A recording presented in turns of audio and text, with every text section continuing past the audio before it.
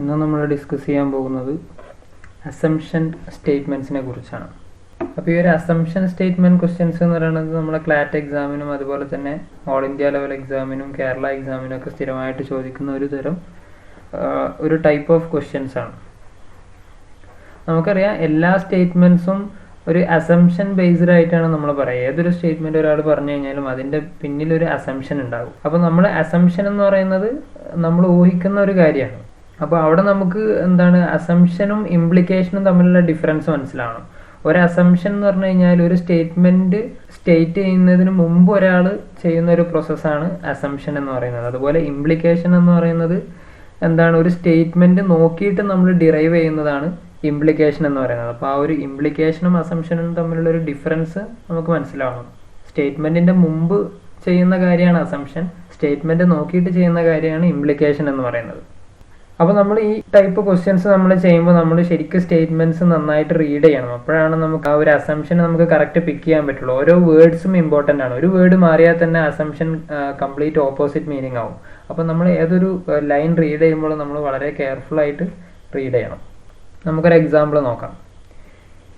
If you are a heart patient and under the care of super speciality hospitals your chances of leading a long and healthy life is high. അപ്പോൾ നമുക്ക് ഇവിടെ ഒരു statement തന്നിട്ടുണ്ട്. നമ്മളൊരു super speciality ഹോസ്പിറ്റലിൽ നിന്നാണ് നമ്മളെ heart ഡിസീസിന് നമ്മൾ ചികിത്സിക്കുന്നതെന്നുണ്ടെങ്കിൽ നമുക്ക് അവിടുന്ന് ഭേദമാവാനുള്ള സാധ്യത കൂടുതലാണ്. അപ്പോൾ നമ്മളിവിടെ എന്ത് അസംഷനാണ് നമ്മളിവിടെ നടത്തിയിട്ടുള്ളത്? അതായത് സൂപ്പർ സ്പെഷ്യാലിറ്റി ഹോസ്പിറ്റൽ എന്ന് പറയുന്നത് നല്ല ഹെൽത്ത് കെയർ പ്രൊവൈഡ് ചെയ്യുന്ന, ഹേർട്ട് പേഷ്യൻസിന് നല്ല ഹെൽത്ത് കെയർ പ്രൊവൈഡ് ചെയ്യുന്നതാണ് എന്നൊരു അസംഷൻ നമ്മൾ ആദ്യം ചെയ്തിട്ടാണ് ഈ ഒരു സ്റ്റേറ്റ്മെന്റ് പറയുന്നത്. അപ്പോൾ super speciality hospital is providing good health care to heart patients. അതൊരു വാലിഡ് അസംഷൻ ആണ്. അപ്പോൾ നമുക്കത് ഈ ഒരു സ്റ്റേറ്റ്മെന്റുമായിട്ട് നമുക്ക് റിലേറ്റ് ചെയ്യാൻ പറ്റുന്ന ഒരു അസംഷനാണ്. ഇനി നമുക്ക് കുറച്ച് ക്വസ്റ്റ്യൻസ് നോക്കാം. There are many Indians who are honest. Yadav is an Indian. അപ്പോൾ നമുക്കിവിടെ രണ്ട് പ്രെഡിക്കേറ്റ് തന്നിട്ടുണ്ട്, രണ്ട് സ്റ്റേറ്റ്മെന്റ് തന്നിട്ടുണ്ട്. There are many Indians who are honest. Yadav is an Indian. ഇവിടെ നമുക്ക് രണ്ട് അസംഷൻസ് തന്നിട്ടുണ്ട്. Yadav is honest, Yadav is not honest. അപ്പോൾ രണ്ടും ഓപ്പോസിറ്റ് അസംഷൻസ് ആണ്. ഏതെങ്കിലും ഒന്നേ ശരിയാവുള്ളൂ, രണ്ടും എന്തായാലും ശരിയാവില്ല. അപ്പോൾ ഇവിടെ നമുക്ക് 4 ഓപ്ഷൻസ് ഉണ്ട്. Only 1 is implicit, only 2 is implicit, both 1 and 2 are implicit, neither 1 nor 2 is implicit. ഇവിടെ നമുക്ക് മുകളിൽ തന്നിട്ടുള്ള സ്റ്റേറ്റ്മെന്റിൽ നിന്ന് യാദവ് ഹോണസ്റ്റ് ആണോ അല്ലേന്ന് നമുക്ക് എന്ത് ചെയ്യാൻ പറ്റൂല, ഡിറൈവ് ചെയ്യാൻ പറ്റൂല. അപ്പോൾ നമുക്ക് ഏതാണ് ഓപ്ഷൻ? ഓപ്ഷൻ ഡി ആണ്, നൈദർ 1 nor 2 ഈസ് ഇംപ്ലിസിറ്റ്. നമുക്ക് രണ്ടും ഇതൊന്ന് ഡിറൈവ് ചെയ്യാൻ പറ്റൂല. ഇനി നമുക്ക് അടുത്തൊരു സ്റ്റേറ്റ്മെന്റ് നോക്കാം. Notwithstanding heavy downpour traffic has not been disturbed. Downpour എന്ന് പറഞ്ഞാൽ റെയിൻ. അപ്പൊ notwithstanding heavy rain traffic has not been disturbed. ഇവിടെ നമുക്ക് രണ്ട് അസംഷൻസ് തന്നിട്ടുണ്ട്. ഒന്ന്, rains do not effect traffic movement. അതുപോലെ adequate precautions were taken for traffic management during the rainy season.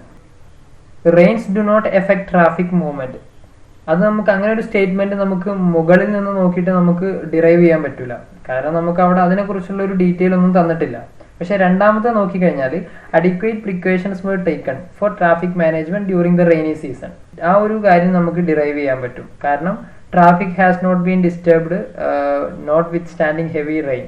അപ്പോൾ ഹെവി റെയിൻ ഉണ്ടായിട്ടും എന്താണ്, ട്രാഫിക് എന്ത് ചെയ്തിട്ടില്ല, ഡിസ്റ്റർബ് ചെയ്തിട്ടില്ല. അപ്പോൾ നമുക്ക് എന്ത് മനസ്സിലാക്കാം, അഡിക്വേറ്റ് റിക്വയർമെന്റ്സ് എടുത്തിട്ടുണ്ട്, പ്രിക്കോഷൻസ് എടുത്തിട്ടുണ്ട്. പക്ഷെ rains do not effect traffic movement എന്നുള്ളത് നമുക്ക് പറയാൻ പറ്റില്ല. കാരണം നമ്മളിവിടെ ഓൾറെഡി പ്രിക്കോഷൻസ് എടുത്തിട്ടുണ്ട്. അപ്പോൾ എഫക്ട് ഇല്ല എന്ന് നമുക്ക് പറയാൻ പറ്റില്ല. അപ്പോൾ നമുക്ക് ഈ ഒരു കേസിൽ ഓൺലി 2 ഈസ് ഇംപ്ലിസിറ്റ് എന്ന് പറയാം. ഇനി നമുക്ക് അടുത്തൊരു സ്റ്റേറ്റ്മെന്റ് നോക്കാം. Nobody can predict as to how long our country would take to contain the unfortunate and disastrous terrorist activities in border areas. അതാണ് നമ്മുടെ സ്റ്റേറ്റ്മെന്റ്. നമുക്കിവിടെ രണ്ട് അസംഷൻസ് തന്നിട്ടുണ്ട്. It is impossible to put an end to terrorist activity. അതുപോലെ തന്നെ efforts to control the terrorist activities are on. ഇവിടെ നമ്മൾ ഏത് അസംഷനാണ് റൈറ്റ് എന്ന് നമ്മൾ നോക്കണം. അപ്പോൾ നമുക്ക് തന്നിട്ടുണ്ട് only 1 is implicit, 2 is implicit, അല്ലെങ്കിൽ ബോത്ത് 1 and 2, അല്ലെങ്കിൽ നൈദർ 1 nor 2. ഇവിടെ it is impossible to put an end to terrorist activities, ആ ഒരു അസംഷൻ നമുക്ക് ഇവിടുന്ന് ഈ ഒരു സ്റ്റേറ്റ്മെന്റിൽ നിന്ന് എടുക്കാൻ പറ്റുമോ? അത് നമുക്ക് പറ്റില്ല. കാരണം നമുക്ക് പറയുന്നത് nobody can predict as to how long our country would take to contain the unfortunate and disastrous terrorist activities in border areas. അപ്പോൾ അത് ഇമ്പോസിബിൾ ആണെന്ന് നമുക്ക് പറയാൻ പറ്റൂല. അത് എത്ര കാലം കൊണ്ട് എടുക്കും എന്നുള്ളത് അൺപ്രഡിക്റ്റബിൾ ആണെന്നാണ് സ്റ്റേറ്റ്മെന്റിൽ പറഞ്ഞിട്ടുള്ളത്. ഇനി രണ്ടാമത്തെ നോക്കിക്കഴിഞ്ഞാൽ efforts to control the terrorist activities are on. അപ്പോൾ നമുക്ക് തന്ന സ്റ്റേറ്റ്മെന്റ് നോക്കിയിട്ട് ഈ ഒരു രണ്ടാമത്തെ അസംഷന് കറക്റ്റ് ആണെന്ന് പറയാൻ പറ്റും. കാരണം ഫസ്റ്റിലെ അസംഷനിൽ ഹൗ ലോങ് എന്നാണ് പറഞ്ഞിട്ടുള്ളത്, എത്ര കാലം ഇത് എടുക്കും. അപ്പോൾ നമ്മൾ ഓൾറെഡി ഒരു ആക്ഷൻ എടുത്ത് കഴിഞ്ഞിട്ടുണ്ട്, അത് എത്ര കാലം എന്നാണ് നമുക്ക് അറിയാത്തതുള്ളൂ. അപ്പോൾ efforts to control the terrorist activities are on. അപ്പോൾ ഓൺലി ടു ഈസ് ഇംപ്ലിസിറ്റ് എന്ന് നമുക്ക് ഈ ഒരു കേസിൽ പറയാൻ പറ്റും. ഇനി നമുക്ക് അടുത്തൊരു സ്റ്റേറ്റ്മെന്റ് നോക്കാം. Many people have expressed surprise as the princess has broken the royal tradition of marriage by choosing a commoner as her life partner. ഇനി നമ്മുടെ അസംഷൻസ് നോക്കിക്കഴിഞ്ഞാൽ people expect members of royal families to observe customs and traditions. People generally value purity of royal blood and status when it comes to a marriage of the members of a royal family. അപ്പോൾ ഈ ഒരു രണ്ട് അസംഷൻസും നമുക്ക് മുകളിലുള്ള ഒരു സ്റ്റേറ്റ്മെന്റിൽ നോക്കിക്കഴിഞ്ഞാൽ നമുക്ക് derive ചെയ്യാൻ പറ്റും. അപ്പോൾ ഈ ഒരു കേസിൽ ബോത്ത് 1 and 2 ആർ ഇംപ്ലിസിറ്റ്. രണ്ടും ഇംപ്ലിസിറ്റ് ആണ് നമുക്ക് പറയാൻ പറ്റും. ഇനി അടുത്ത statement, the minister cancelled all his engagements in Srirangam and air dash to the capital a news item. നമ്മുടെ അസംഷൻസ് നോക്കാം. Such news items are always headlines. There is an air link between Srirangam and the capital. Okay, അപ്പോൾ നമുക്ക് ഇവിടെ രണ്ടാമത്തെ Assumption നമുക്ക് correct ആണെന്ന് പറയാം. ആദ്യത്തെ നമുക്ക് അങ്ങനെ ഒരു ഡെറിവേഷൻ നമുക്ക് പറ്റില്ല. Such news items are always headlines. അതൊരു ഇൻഡയറക്റ്റ് ആയിട്ടുള്ള ഒരു സ്റ്റേറ്റ്മെന്റ് ആണ്, നമുക്ക് മുകളിലുള്ള സ്റ്റേറ്റ്മെന്റുമായിട്ട് റിലേറ്റ് ചെയ്യാൻ പറ്റില്ല. അത് ഒരു ഒപ്പീനിയൻ ആണ്, പക്ഷെ ഒരു ഫാക്റ്റ് അല്ല. നമ്മളെപ്പോഴും ഫാക്റ്റുകൾ വെച്ചിട്ടാണ് നമ്മൾ അസംഷൻസിനെ ചെക്ക് ചെയ്യുക. There is an air link between Srirangam and the capital. Okay, അപ്പോൾ അത് നമുക്ക് കറക്റ്റ് ആയിട്ട് കിട്ടും. കാരണം minister air dash to the capital എന്നുണ്ട്. അപ്പോൾ നമുക്ക് അതൊന്ന് ഡയറക്റ്റ് ആയിട്ട് പറയാൻ പറ്റും there is an air link between Srirangam and capital. അപ്പോൾ ഈ ഒരു കേസിൽ നമുക്ക് ഓപ്ഷൻ അസംഷൻ 2 മാത്രമാണ് ഇവിടെ കറക്റ്റ് ആയിട്ടുള്ളത്. Next statement, please consult me before making any decision on setting up a new overseas branch. The director told manager overseas operations. Assumptions, you may take a wrong decision if you don't consult me. Okay, അത് കറക്റ്റാണ്. It is important to take a right decision. Okay, ഈ ഒരു രണ്ട് assumptions നമുക്ക് എന്ത് ചെയ്യാൻ പറ്റും, ഈ ഒരു സ്റ്റേറ്റ്മെന്റിൽ നിന്ന് നമുക്ക് ഡയറക്റ്റ്ലി തന്നെ അസ്യൂം ചെയ്യാൻ പറ്റും. ഇനി നമുക്ക് അടുത്തൊരു സ്റ്റേറ്റ്മെന്റ് നോക്കാം. Patient's condition would improve after this operation. Assumptions, the patient can be operated upon in this condition. Okay, അത് നമുക്ക് അസ്യൂം ചെയ്യാൻ പറ്റും. The patient can be operated upon in this condition. അത് റോങ് ആണ്, കാരണം അത് രണ്ടും ഓപ്പോസിറ്റ് ആണ്. ആദ്യത്തെ അസംഷൻ ഓപ്പോസിറ്റ് ആണ്. അപ്പോൾ ഇവിടെ ഈ ഒരു കേസിൽ ആദ്യത്തെ അസംഷൻ ആണ് കറക്റ്റ്. അപ്പോൾ ഇങ്ങനെ നമുക്ക് ഒരു സ്റ്റേറ്റ്മെന്റ് തന്നു കഴിഞ്ഞിട്ട് അതിന് രണ്ട് അസംഷൻസ് തന്നു കഴിഞ്ഞാൽ അതിൽ ഏത് അസംഷൻ ആണ് കറക്റ്റ് എന്ന് നമ്മൾ കണ്ടുപിടിക്കുക. ചിലപ്പോൾ രണ്ടും കറക്റ്റ് ആയിരിക്കാം, ചിലപ്പോൾ രണ്ടും കറക്റ്റ് ആവാതിരിക്കാം, അല്ലെങ്കിൽ ഒന്ന് മാത്രം കറക്റ്റ് ആവാം. അപ്പോൾ ഇതിൽ ഏതാണ് കറക്റ്റ് എന്ന് കണ്ടുപിടിക്കുക എന്നുള്ളതാണ് ഈ ഒരു അസംഷൻസ് എന്നുള്ള ചാപ്റ്ററിൽ നമ്മൾ പഠിക്കുന്നത്. ഈ ഒരു ടൈപ്പ് ഓഫ് ക്വസ്റ്റ്യൻസ് ആണ് നമുക്ക് എക്സാമിന് വരിക, ഈ ഒരു അസംഷൻസ് എന്നുള്ള പാർട്ടിലുണ്ട്. ഇനി നമുക്ക് അടുത്ത ടോപ്പിക് നോക്കാം. അടുത്ത ടോപ്പിക് എന്ന് പറയുന്നത് കോഴ്സ് ഓഫ് ആക്ഷൻ ആണ്. കോഴ്സ് ഓഫ് ആക്ഷൻ എന്ന് പറഞ്ഞാൽ നമുക്കൊരു പ്രോബ്ലം തരും, ആ ഒരു പ്രോബ്ലത്തിന് എന്താണ് സൊല്യൂഷൻ എന്നുള്ളതിനാണ് നമ്മൾ കോഴ്സ് ഓഫ് ആക്ഷൻ എന്ന് പറയാം. അപ്പോൾ നമുക്കൊരു 2-3 സ്റ്റേറ്റ്മെന്റ് തന്നിട്ട് ആ സ്റ്റേറ്റ്മെന്റ് എന്തായിക്കോട്ടെ, ചിലപ്പോൾ സ്റ്റേറ്റ്മെന്റ് റോങ് സ്റ്റേറ്റ്മെന്റ് ആയിരിക്കാം, പക്ഷെ ആ റോങ് സ്റ്റേറ്റ്മെന്റ് ആണെങ്കിൽ ആ സ്റ്റേറ്റ്മെന്റ് നമ്മൾ ശരിയാണ് എന്ന് നമ്മൾ എടുത്തിട്ട് നമ്മൾ എന്ത് ചെയ്യും, അതിന് റൈറ്റ് ഡിസിഷൻ എങ്ങനെ എടുക്കും, അതിന് ഏതാണ് റൈറ്റ് സൊല്യൂഷൻ. ചിലപ്പോൾ 2 സൊല്യൂഷനും റൈറ്റ് ആയിരിക്കും, അതിൽ ഏതാണ് ഏറ്റവും നല്ല സൊല്യൂഷൻ. അല്ലെങ്കിൽ 2 സൊല്യൂഷനും ചിലപ്പോൾ പറ്റും, അല്ലെങ്കിൽ ചിലപ്പോൾ 2 സൊല്യൂഷനും പറ്റില്ല. അപ്പോൾ ഏതാണ് റൈറ്റ് ഡിസിഷൻ അല്ലെങ്കിൽ റൈറ്റ് സൊല്യൂഷൻ എന്ന് കണ്ടുപിടിക്കുന്നതിനാണ് നമ്മൾ കോഴ്സ് ഓഫ് ആക്ഷൻ എന്ന് പറയാം. അപ്പോൾ നമുക്കൊരു പ്രോബ്ലം തരും, എന്നിട്ട് എന്ത് ചെയ്യും, അതിന് 2-3 ഒക്കെ കോഴ്സ് ഓഫ് ആക്ഷൻ നമുക്ക് തരും. എന്നിട്ട് നമ്മൾ ആ ഒരു സ്റ്റേറ്റ്മെന്റ് നന്നായിട്ട് ശ്രദ്ധിച്ച് റീഡ് ചെയ്തതിന് ശേഷം നമ്മൾ എന്ത് ചെയ്യും, അതിനൊരു റൈറ്റ് സൊല്യൂഷൻ നമ്മൾ സജസ്റ്റ് ചെയ്യും. നമുക്കൊരു സ്റ്റേറ്റ്മെന്റ് നോക്കാം. A sizable number of students have failed in the class +2 examination due to faulty questions in one of the subjects. Parents called for heavy fines to be levied on exam boards, with the offenders being stripped of their authority to set exams. അപ്പോൾ നമുക്കിവിടെ ഒരു problem ഉണ്ട്. ഒരുപാട് പേര് +2 എക്സാമിന് തോറ്റു. അപ്പോൾ പാരൻസിന് ഒരു ആവശ്യമുണ്ട്, അതായത് ഈ ഒരു ക്വസ്റ്റ്യൻ റോങ് ആയിട്ട് ഇട്ട ആളുകളുടെ മേലെ നല്ല ഫൈൻ ചുമത്തണം എന്നുള്ളതാണ് പാരൻസിൻ്റെ ആവശ്യം. അപ്പോൾ നമുക്കിവിടെ ഒരു പ്രോബ്ലം നമ്മുടെ മുമ്പിലുണ്ട്. ഇനി ഇതിനുള്ള സൊല്യൂഷൻ എന്താണ്? നമുക്ക് 2 കോഴ്സ് ഓഫ് ആക്ഷൻ ഇവിടെ തന്നിട്ടുണ്ട്. all the students who have failed in the subject should be allowed to take supplementary exam. അപ്പോൾ തോറ്റവർക്കൊക്കെ രണ്ടാമതൊരു എക്സാം എഴുതാനുള്ള അവസരം കൊടുക്കണം. ഓക്കെ, അതൊരു റൈറ്റ് സൊല്യൂഷൻ ആണ്. അപ്പോൾ നമുക്ക് എന്ത് പറയാം, ഇത് റൈറ്റ് കോഴ്സ് ഓഫ് ആക്ഷൻ ആണ്. ഈ ഒരു സ്റ്റേറ്റ്മെന്റിലുള്ള കോഴ്സ് ഓഫ് ആക്ഷൻ എന്ന് പറയുന്നത് ഈ ഒരു ഫസ്റ്റ് കോഴ്സ് ഓഫ് ആക്ഷൻ നമുക്ക് ചൂസ് ചെയ്യാൻ പറ്റും. ഇനി നമുക്ക് രണ്ടാമത്തെ ചെക്ക് ചെയ്യാം.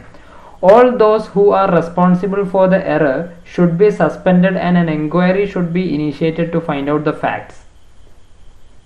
അപ്പോൾ രണ്ടാമത്തെ ശരിക്കും പറഞ്ഞാൽ നമുക്കൊരു സൊല്യൂഷൻ ആവുന്നില്ല. നമ്മുടെ പ്രോബ്ലം ഉണ്ട്, പക്ഷേ പ്രോബ്ലത്തിന് സൊല്യൂഷൻ ആവുന്നില്ല. അവരെ സസ്പെൻഡ് ചെയ്താൽ ഓക്കെ, അതൊരു നമ്മളൊരു ഡിസിപ്ലിൻ, ഒരു ശിക്ഷാ നടപടി എന്നുള്ള നിലയ്ക്ക് നമുക്ക് എടുക്കാം. അപ്പോൾ അവരെ ഡിസിപ്ലിൻ ചെയ്തുകൊണ്ട് സ്റ്റുഡൻസിന് കാര്യമല്ല. അപ്പോൾ സ്റ്റുഡൻസിന്റെ പ്രശ്നം എന്താണ് ഇവിടെ, അല്ലെങ്കിൽ പാരൻസിന്റെ പ്രശ്നം എന്താണ് ഇവിടെ?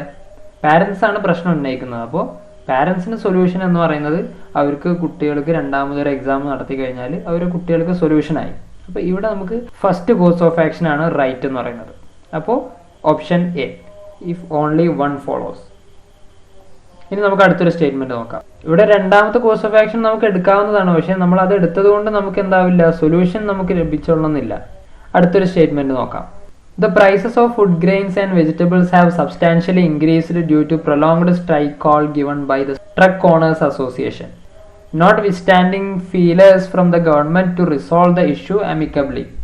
The common man already burdened by the price rise will be the one to face the ever increasing prices of essential commodities.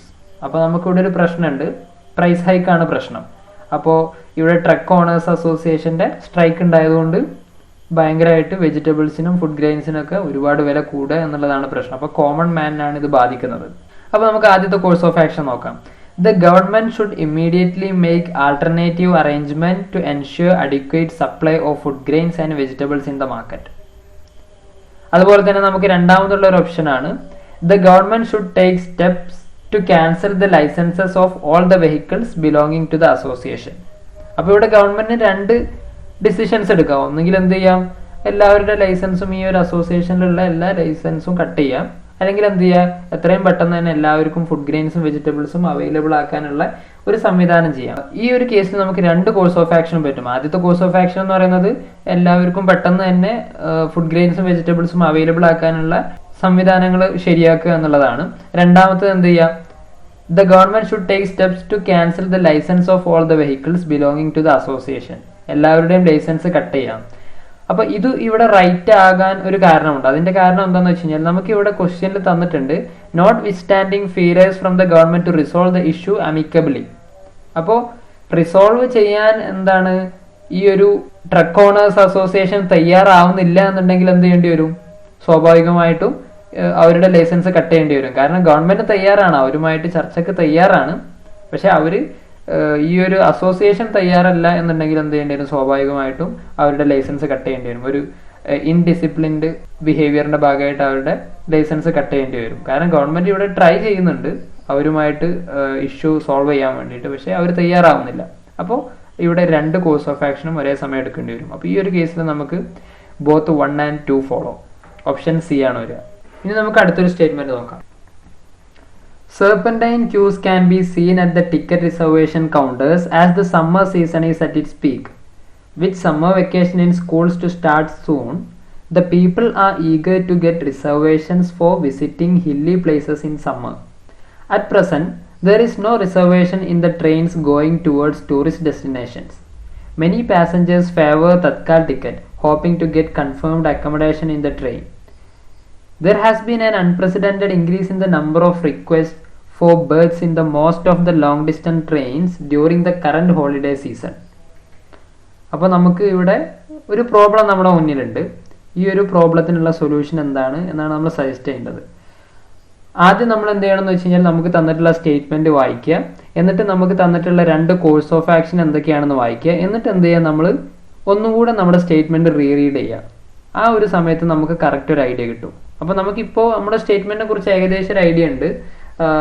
നമ്മുടെ തത്കാൽ ടിക്കറ്റിന്റെ ഒരു പ്രശ്നമാണ്, അല്ലെങ്കിൽ ട്രെയിൻ ടിക്കറ്റുമായി ബന്ധപ്പെട്ടിട്ടുള്ള പ്രശ്നമാണ് നമുക്ക് മനസ്സിലായി. അത് ടൂറിസ്റ്റുകൾക്ക് ബുദ്ധിമുട്ടുണ്ടാക്കുന്നുണ്ട് എന്ന് നമുക്ക് മനസ്സിലായി. നമുക്കൊരു ഓവറോൾ ഐഡിയ ഉണ്ട് ഹോളിഡേ ടൈമിൽ എങ്ങനെയാണ് ഈ ഒരു ടിക്കറ്റ് റിസർവേഷൻ സിസ്റ്റം കൈകാര്യം ചെയ്യേണ്ടത് എന്നതിനെ കുറിച്ചാണ് ഈ ഒരു സ്റ്റേറ്റ്മെന്റ് ഡിസ്കസ് ചെയ്യുന്നത്. അപ്പോൾ ഇനി നമുക്ക് കോഴ്സ് ഓഫ് ആക്ഷൻ വായിച്ചു നോക്കാം. എന്നിട്ട് നമുക്ക് സ്റ്റേറ്റ്മെന്റ് ഒന്നും കൂടെ റീഡ് ചെയ്ത് കഴിഞ്ഞാൽ നമുക്ക് ആൻസർ കറക്റ്റ് ആയിട്ട് കിട്ടും. ഇവിടെ ആദ്യത്തെ കോഴ്സ് ഓഫ് ആക്ഷൻ എന്ന് പറയുന്നത് the railway authority should immediately increase the capacity in each of these trains by attaching additional coaches. മുകളിലുള്ള പ്രശ്നത്തിൽ ആൾക്കാർ തത്കാൽ ടിക്കറ്റ് എടുക്കാൻ ബുദ്ധിമുട്ടുന്നു, ആൾക്കാർക്ക് എല്ലാവർക്കും കിട്ടുന്നില്ല എന്നുള്ളത് ഒരു ഭയങ്കര പ്രശ്നമാണ്. അപ്പോൾ റെയിൽവേ അതോറിറ്റിക്ക് എന്ത് ചെയ്യാം, അഡീഷണൽ കോച്ചസ് എല്ലാ ട്രെയിനും അനുവദിച്ചു കൊടുക്കുക. അങ്ങനെ ആകുമ്പോൾ നമ്മുടെ പ്രശ്നം സോൾവ് ആകും. ഇനി അതുപോലെ തന്നെ രണ്ടാമത്തെ കോഴ്സ് ഓഫ് ആക്ഷൻ നോക്കിക്കഴിഞ്ഞാൽ the people seeking accommodation should be advised to make their travel plan after the holiday. അത് നമുക്ക് പ്രാക്ടിക്കലി പോസിബിൾ അല്ല, കാരണം ആളുകളോട് അവരുടെ പ്ലാൻ മാറ്റാൻ പറയുക എന്നുള്ളത് ഒരു പ്രാക്ടിക്കൽ സൊല്യൂഷൻ അല്ല. അപ്പോൾ നമുക്ക് എന്തായാലും രണ്ടാമത്തെ കോഴ്സ് ഓഫ് ആക്ഷൻ പറ്റില്ല. അപ്പോൾ ഇനി നമ്മൾ എന്തെങ്കിലും ഡൗട്ടുകൾ ഉണ്ടെന്നുണ്ടെങ്കിൽ നമ്മൾ എന്ത് ചെയ്യുക, സ്റ്റേറ്റ്മെന്റ് ഒന്നും കൂടെ റീഡ് ചെയ്ത് കഴിഞ്ഞാൽ നമുക്ക് കംപ്ലീറ്റ് ക്ലിയർ ആവും. അപ്പോൾ ഇത് നമ്മൾ രണ്ടാമതൊരു പ്രാവശ്യം സ്റ്റേറ്റ്മെന്റ് വായിക്കേണ്ട കാര്യമില്ല, കാരണം നമുക്ക് ഈ കോഴ്സ് ഓഫ് ആക്ഷൻ വളരെ ക്ലിയർ ആണ്. അപ്പോൾ നമുക്ക് ഒരു പ്രാവശ്യം വായിച്ചാൽ തന്നെ നമുക്ക് ആൻസർ ചെയ്യാൻ പറ്റും. അപ്പോൾ ഓപ്ഷൻ എ ആണ്, ഓൺലി വൺ ഫോളോസ്. ഇനി നമുക്ക് അടുത്തൊരു സ്റ്റേറ്റ്മെന്റ് നോക്കാം.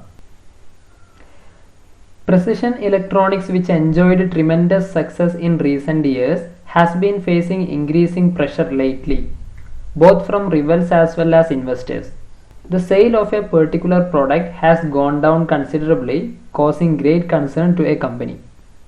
അപ്പോൾ നമ്മളിവിടെ സെയിൽസുമായി ബന്ധപ്പെട്ട ഒരു പ്രോബ്ലമാണ് നമുക്കിവിടെ ഉള്ളത്. ഇലക്ട്രോണിക്സ് അപ്ലയൻസുമായിട്ടുള്ള അതിൻ്റെ ലോസും പ്രോഫിറ്റും ഒക്കെ ആയി ബന്ധപ്പെട്ടിട്ടുള്ള ഒരു പ്രോബ്ലമാണ് നമ്മൾ ഡീൽ ചെയ്യുന്നത്. ഇനി നമുക്ക് കോഴ്സ് ഓഫ് ആക്ഷൻ നോക്കാം. നമുക്കൊരു സ്റ്റേറ്റ്മെന്റ് കറക്റ്റ് മനസ്സിലായില്ലെങ്കിൽ പോലും, അതിന്റെ ടെക്നിക്കൽസ് ഒന്നും മനസ്സിലായില്ലെങ്കിൽ പോലും, നമ്മൾ കോഴ്സ് ഓഫ് ആക്ഷൻ വായിച്ചു കഴിഞ്ഞാൽ നമുക്ക് ഒരു ഐഡിയ കിട്ടും ഏതൊരു ഡയറക്ഷനിലാണ് നമ്മൾ ആ സ്റ്റേറ്റ്മെന്റിനെ റീഡ് ചെയ്യേണ്ടത് എന്നുള്ളതിനെ കുറിച്ച്. ആദ്യത്തെ course of action, the company should immediately stop production of the said product. The price of the product should be reduced and quality improved. Okay, അപ്പോൾ രണ്ട് കോഴ്സ് ഓഫ് ആക്ഷൻ ഉണ്ട്. അപ്പോൾ നമ്മൾ എന്ത് ചെയ്യുക, നമ്മൾ ആ ഒരു സ്റ്റേറ്റ്മെന്റ് ഒന്നും കൂടെ റീഡ് ചെയ്ത് കഴിഞ്ഞാൽ Precision Electronics, which enjoyed tremendous success in recent years, has been facing increasing pressure lately, both from rivals as well as investors. അപ്പോൾ ഈ ഒരു Precision Electronics എന്ന് പറയുന്ന കമ്പനി ആദ്യം നല്ല ലാഭത്തിലായിരുന്നു, ഭയങ്കര സക്സസ്ഫുൾ ആയിരുന്നു, പക്ഷേ ഇപ്പോൾ ഭയങ്കര നഷ്ടത്തിലേക്ക് പോകുന്ന രീതിയിലാണ് പോകുന്നത്. അപ്പോൾ ഈ ഒരു കമ്പനിക്ക് പിടിച്ചു നിൽക്കണമെങ്കിൽ എന്താണ് സൊല്യൂഷൻ? കമ്പനി പ്രൊഡക്ഷൻ സ്റ്റോപ്പ് ചെയ്ത് കഴിഞ്ഞാൽ കമ്പനിക്ക് അതൊരു പ്രാക്ടിക്കൽ സൊല്യൂഷൻ അല്ല പ്രൊഡക്ഷൻ സ്റ്റോപ്പ് ചെയ്യുക എന്ന് പറയുന്നത്. പക്ഷെ എന്ത് ചെയ്യാം, പ്രൊഡക്റ്റ് പ്രൈസ് കുറച്ചതിന് ശേഷം ക്വാളിറ്റി ഇമ്പ്രൂവ് ചെയ്ത് കഴിഞ്ഞാൽ എന്ത് ചെയ്യാൻ പറ്റും, ഈ കമ്പനിക്ക് ലോസ് ആയിട്ടുള്ള ഈ ഒരു സെയിൽസ് എന്ത് ചെയ്യാൻ പറ്റും, തിരിച്ചു പിടിക്കാൻ പറ്റും. അപ്പോൾ ഇവിടെ നമുക്ക് ഓപ്ഷൻ 2 ആണ്, രണ്ടാമത്തെ കോഴ്സ് ഓഫ് ആക്ഷൻ ആണ് റൈറ്റ് കോഴ്സ് ഓഫ് ആക്ഷൻ എന്ന് പറയുന്നത്. അപ്പോൾ ബി, ഓൺലി 2 ഫോളോസ്. ഇനി നമുക്ക് നെക്സ്റ്റ് സ്റ്റേറ്റ്മെന്റ് നോക്കാം. Most businesses use software for their accounts. This leads them to believe mistakenly that their books will be balanced and correct. This is simply not the case. It is of paramount importance to reconcile your bank accounts to ensure that all the transactions entered are complete and accurate. This applies whether the business uses software or manual books. Some serious blunders were detected in the account section of a factory. Okay, അപ്പോൾ നമുക്ക് ഒരു whole idea നമുക്ക് കിട്ടി. ഒരു ബിസിനസ്സുമായി ബന്ധപ്പെട്ടതാണ്, സോഫ്റ്റ്വെയറുമായി ബന്ധപ്പെട്ടതാണ്, data എൻട്രിയുമായിട്ട് ബന്ധപ്പെട്ടതാണ്, അതുമായി ബന്ധപ്പെട്ടിട്ടുള്ള കാര്യങ്ങൾ, അതിൻ്റെ അക്യുറസിയുമായി ബന്ധപ്പെട്ടതാണ്. ഇനി നമുക്ക് കോഴ്സ് ഓഫ് ആക്ഷൻ നോക്കാം. അതിനുശേഷം നമുക്ക് സ്റ്റേറ്റ്മെന്റ് ഒന്നും കൂടെ റീഡ് ചെയ്ത് കഴിഞ്ഞാൽ നമുക്ക് ഒരു ക്ലിയർ ഐഡിയ കിട്ടും. An effective team of auditors should be appointed to check the accounts. Okay, അപ്പോൾ ഏതൊരു കമ്പനിയിലും ക്ലിയർ ആയിട്ട് അക്കൗണ്ട്സ് കിട്ടണമെന്നുണ്ടെങ്കിൽ അവിടെ ഓഡിറ്റേഴ്സ് വേണം, അത് കറക്റ്റാണ്. A show cause notice should be issued to the concerned employees of the account section.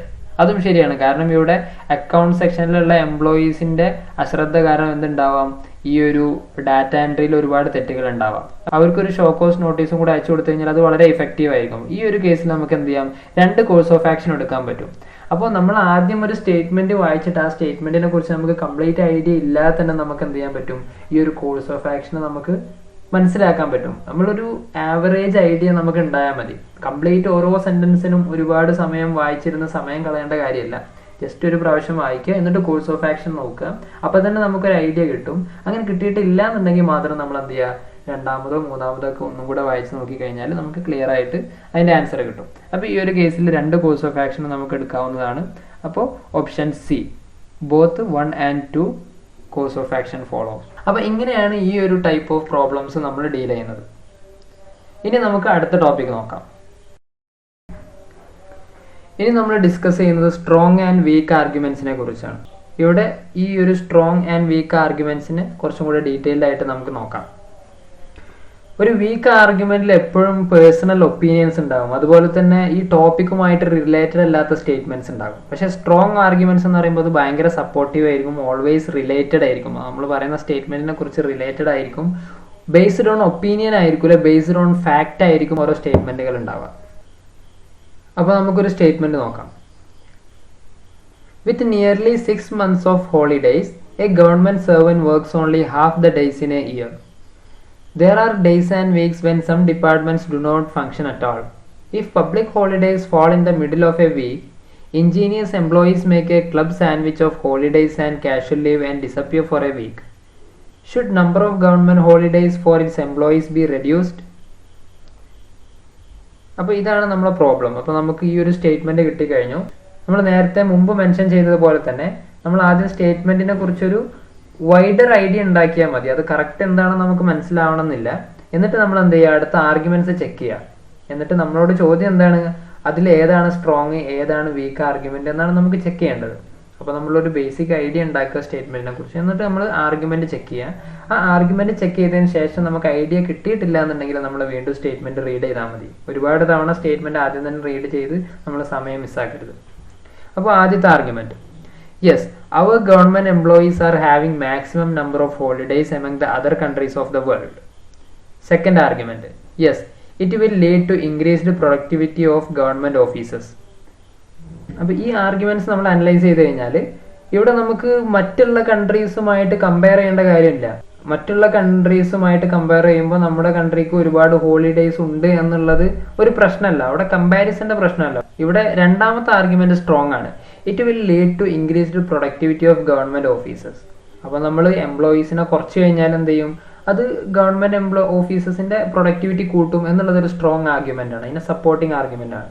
ആദ്യത്തെ എന്താണ്, ഒരു വീക്ക് ആർഗ്യുമെന്റ് ആണ്. കാരണം അതൊരു ഒപ്പീനിയൻ ആണ്, അതൊരു ഫാക്ട് ബേസ്ഡ് ആണ്, നമുക്ക് പറയാൻ പറ്റില്ല. ഫാക്റ്റ് ആണ്, ശരിയാണ്, പക്ഷെ മറ്റുള്ള കൺട്രീസുമായിട്ട് കമ്പയർ ചെയ്യേണ്ട കാര്യം നമുക്ക് ഇവിടെ ഇല്ല. കാരണം മറ്റുള്ള കൺട്രീസിൽ അവരുടെ സിറ്റുവേഷൻ നമ്മുടെ കൺട്രീസിൽ സിറ്റുവേഷൻ ആണ്. അപ്പൊ ആദ്യത്തെ ആർഗ്യുമെന്റ് ഇവിടെ വീക്ക് ആർഗ്യുമെന്റ് ആണ്, രണ്ടാമത്തെ ആർഗ്യുമെന്റ് ആണ് ഇവിടെ സ്ട്രോങ് ആർഗ്യുമെന്റ് എന്ന് പറയുന്നത്.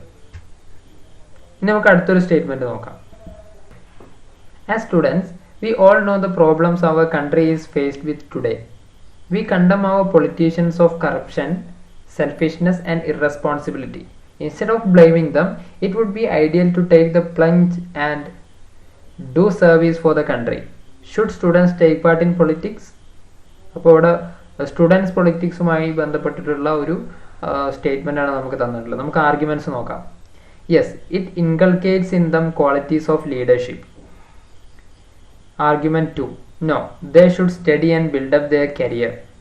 ഈ ഒരു കേസിൽ നമുക്ക് രണ്ടും എന്ത് ചെയ്യാൻ പറ്റും, സ്ട്രോങ് ആണെന്ന് പറയാൻ പറ്റും. കാരണം സ്റ്റുഡൻസ് പൊളിറ്റിക്സിൽ ഇറങ്ങുകയാണെന്നുണ്ടെങ്കിൽ അവർക്ക് എന്ത് ചെയ്യാൻ പറ്റും, ലീഡർഷിപ്പ് ക്വാളിറ്റി ഭയങ്കരമായിട്ട് ഡെവലപ്പ് ചെയ്യാൻ പറ്റും. അതുപോലെ തന്നെ നമ്മൾ വേറൊരു ആംഗിളിൽ നോക്കുകയാണെങ്കിൽ എന്താണ്, അവർ വെറുതെ പൊളിറ്റിക്സിൽ ഇറങ്ങി സമയം കളയേണ്ട, അവരുടെ കരിയർ വേസ്റ്റ് ചെയ്യേണ്ട, അവരെന്ത് ചെയ്യുക, നന്നായിട്ട് പഠിക്കേണ്ട സമയത്ത് പഠിച്ചിട്ട് അതിനുശേഷം എന്ത് ചെയ്യുക, വേണമെങ്കിൽ പൊളിറ്റിക്കൽ ഫീൽഡിലേക്കൊക്കെ ഇറങ്ങാം എന്നുള്ള ഒരു ഇതിൽ.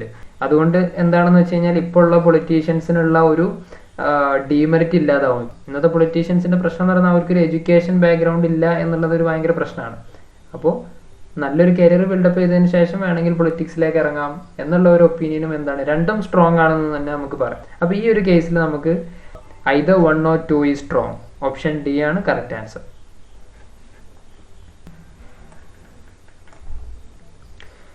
More than ever before, the country needs young people to stand up and be counted.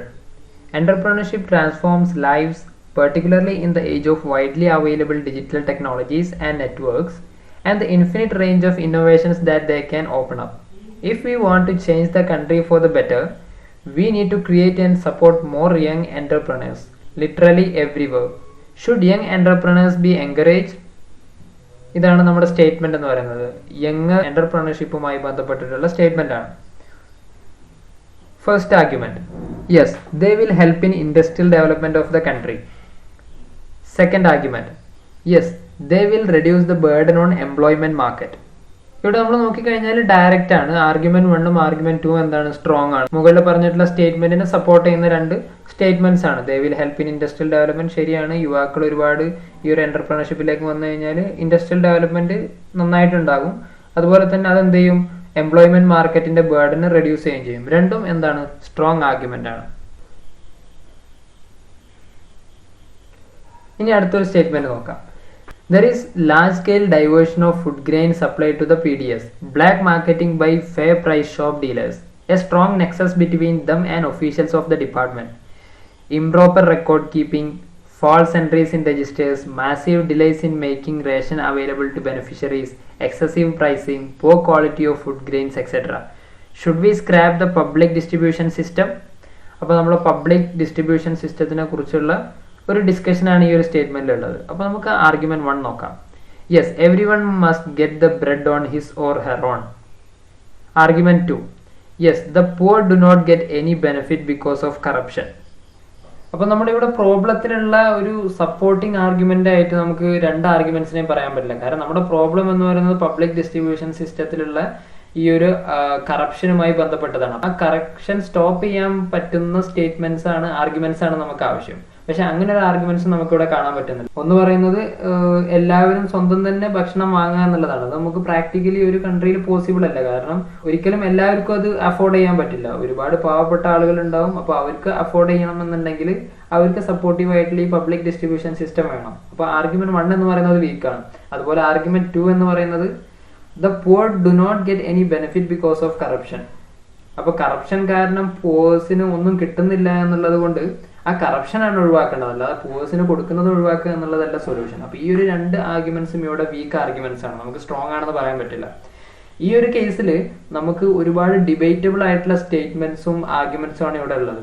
അപ്പൊ നമുക്ക് കറന്റ് അഫയേഴ്സുമായി ബന്ധപ്പെട്ടിട്ടുള്ള നമ്മുടെ സോഷ്യൽ ഇഷ്യൂസിനെ കുറിച്ച് നമുക്കൊരു ധാരണ ഉണ്ടെങ്കിൽ ഇങ്ങനെയുള്ള പ്രോബ്ലംസ് നമുക്ക് വളരെ പെട്ടെന്ന് ആൻസർ ചെയ്യാൻ പറ്റും. നമ്മൾ ആ ഒരു സോഷ്യൽ അനലിറ്റിക്കൽ സ്കില്ലാണ് ഇവിടെ ചെക്ക് ചെയ്യുന്നത് ഈ ഒരു ആർഗ്യുമെന്റിലൂടെ. അപ്പൊ എങ്ങനെയാണ് നമ്മൾ ഓരോ സോഷ്യൽ ഇഷ്യൂസിനെ നോക്കി കാണുന്നത് എന്ന് ഈ ഒരു സെഷനിൽ ചെക്ക് ചെയ്യും. അപ്പൊ അതിനെക്കുറിച്ച് നേരത്തെ ഐഡിയ ഉള്ള ആളുകൾക്ക് വളരെ പെട്ടെന്ന് തന്നെ ഈ ഒരു സെഷൻ പെട്ടെന്ന് തന്നെ ആൻസർ ചെയ്യാൻ പറ്റും.